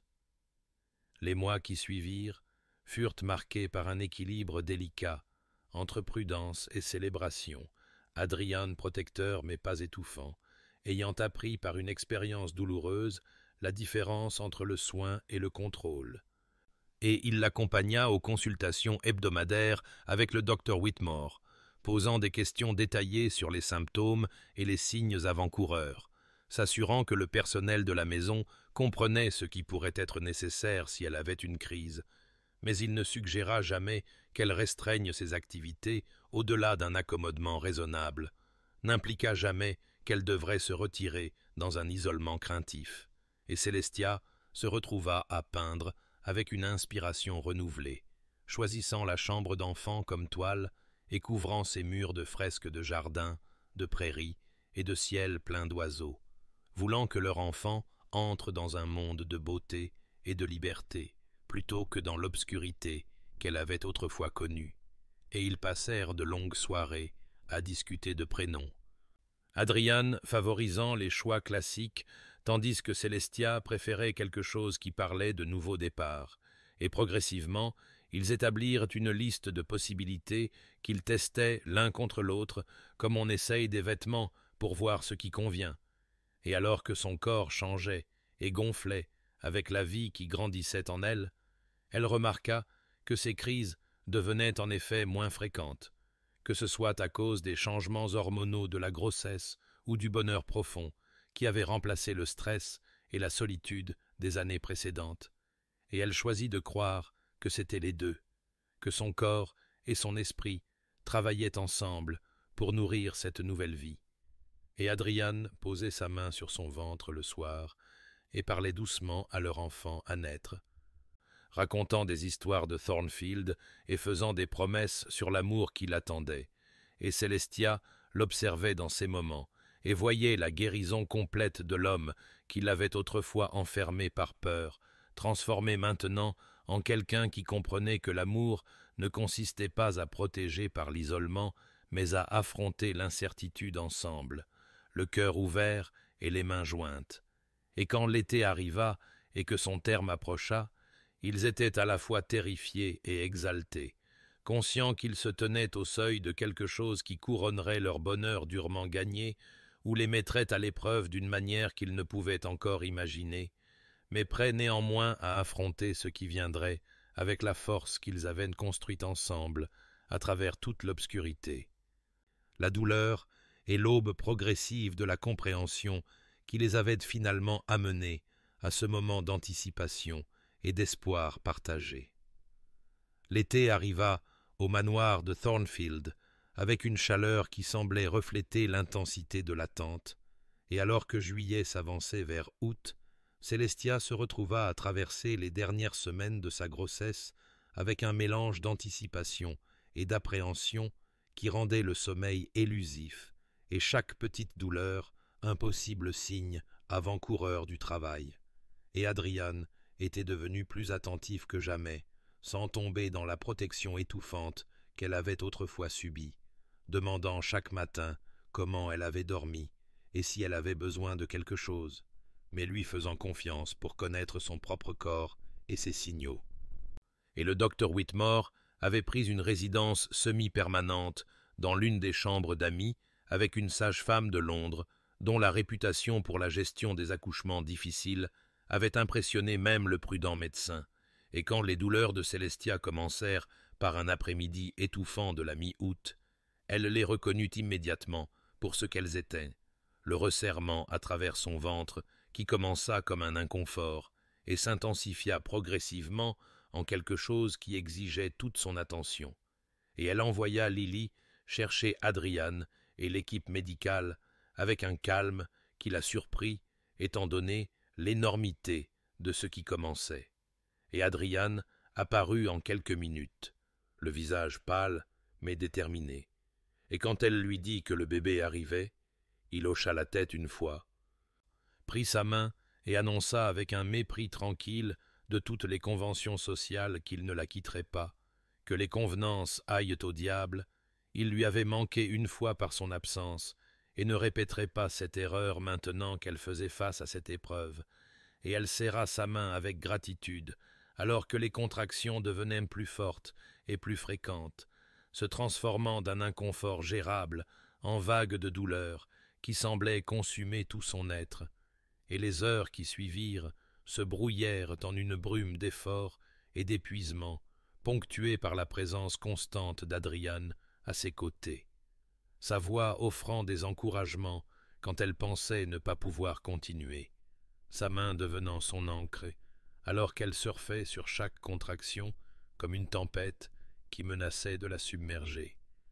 Et elle était vaguement consciente des instructions calmes du docteur Whitmore et de l'efficacité experte de la sage-femme, mais surtout, elle était consciente d'Adrian, cet homme qui l'avait autrefois enfermée par peur, refusant maintenant de l'abandonner dans son moment le plus vulnérable. Et quand les dernières étapes du travail arrivèrent et que la douleur atteignit des sommets qu'elle n'avait pas imaginés possibles, elle s'entendit crier et sentit les lèvres d'Adrien contre son front, lui murmurant qu'elle était forte, qu'elle pouvait le faire, qu'il était là et ne lâcherait pas. Et puis, avec un dernier effort formidable, leur fille entra dans le monde, son premier cri perçant l'air comme une proclamation de triomphe. Et Célestia sentit des larmes couler sur son visage, alors que la sage-femme plaçait le minuscule et parfait nourrisson contre sa poitrine, ce miracle qu'ils avaient créé ensemble, et elle leva les yeux vers Adrian pour le trouver pleurant ouvertement, alors qu'ils regardaient leur fille avec une expression d'un tel émerveillement, soulagement et amour accablant, qu'elle sut à cet instant que sa guérison était complète, que le garçon terrifié qui avait vu sa sœur mourir avait été finalement mis au repos et remplacé par cet homme qui venait d'assister à la vie au lieu de la mort, à l'espoir au lieu de la perte, et quand il se pencha pour embrasser d'abord la tête de leur fille, puis les lèvres de Célestia, elle goûta le sel et la joie à parts égales. Et plus tard, quand ils eurent été nettoyés et installés, et que l'équipe médicale eut confirmé que la mère et l'enfant étaient en bonne santé, Adrian s'assit à côté du lit, tenant leur fille avec une tendresse qui fit mal au cœur de Célestia de bonheur,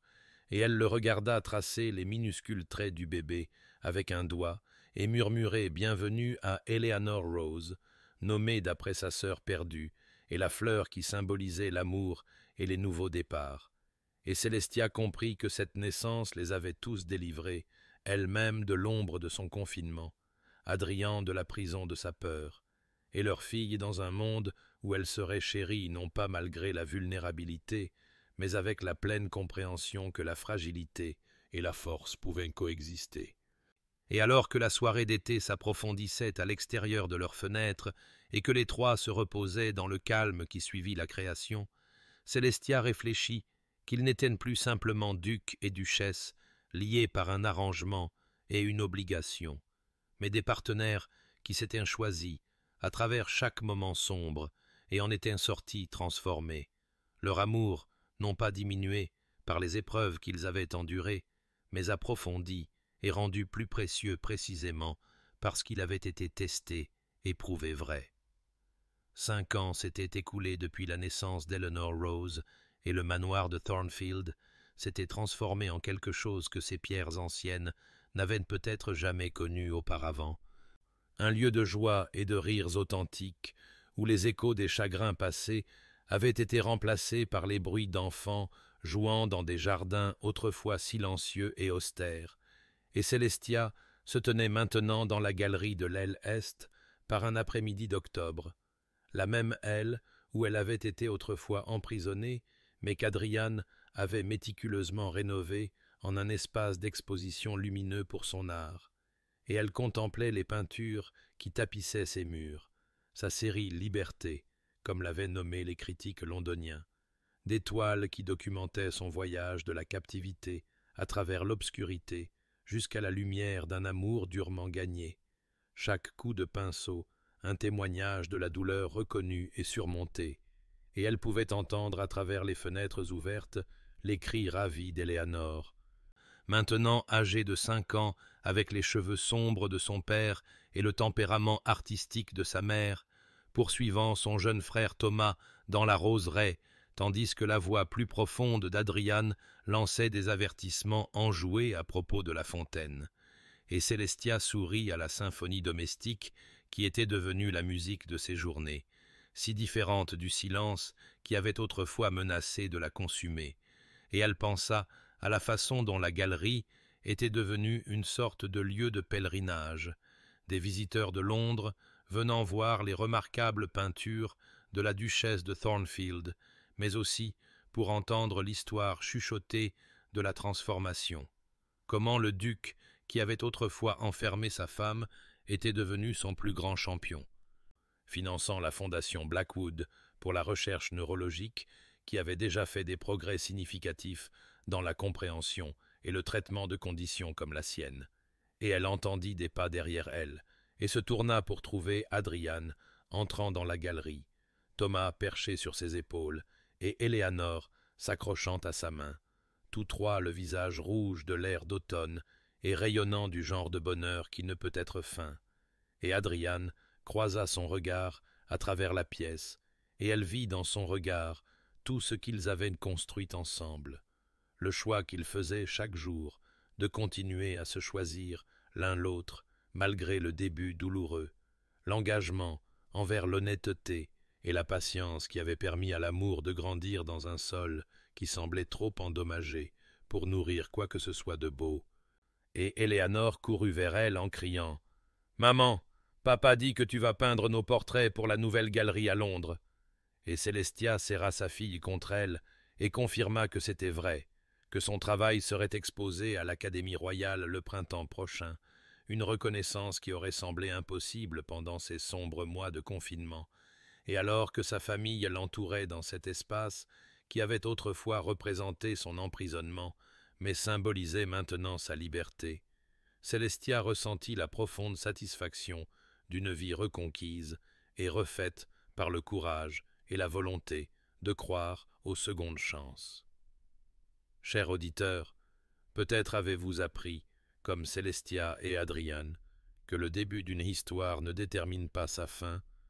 que les blessures que nous portons et les erreurs que nous commettons n'ont pas à nous définir si nous possédons le courage de les affronter honnêtement et la patience d'accorder à la guérison le temps nécessaire, car l'amour ne se découvre pas dans des circonstances parfaites ou des passés sans tache, mais plutôt dans le choix délibéré de voir au-delà des apparences, jusqu'à l'âme en difficulté qui se trouve en dessous, d'offrir le pardon lorsqu'il est demandé avec un remords sincère, et de construire ensemble quelque chose de plus fort que ce qui aurait pu exister si le chemin avait été facile depuis le début. Et si vous vous trouvez dans l'obscurité, qu'elle soit de votre propre fait ou de celui d'un autre, sachez que la transformation est toujours possible pour ceux qui sont prêts à entreprendre le difficile travail du changement, que les murs construits par la peur peuvent être démantelés pierre par pierre et remplacés par des ponts de compréhension, et que l'amour le plus profond grandit souvent, non pas malgré l'adversité, mais à cause d'elle, renforcé par chaque défi surmonté et chaque choix de rester quand partir serait plus facile. Alors puissiez-vous trouver le courage d'être honnête sur vos propres luttes et la grâce de rencontrer les vulnérabilités des autres avec compassion plutôt que jugement. Puissiez-vous reconnaître que la guérison n'est pas une destination, mais un voyage entrepris, un jour à la fois, avec patience et espoir, et puissiez-vous découvrir, comme Célestia, que la liberté se trouve non pas dans l'absence de difficultés, mais dans la présence de quelqu'un qui choisit de marcher à vos côtés à travers chaque tempête, et que vos nuits soient paisibles et votre cœur ouvert à la possibilité d'un amour qui rachète, restaure et rend toute chose nouvelle. Aimez et abonnez-vous à Everlasting Love Stories pour plus de récits de transformation et d'amour durable.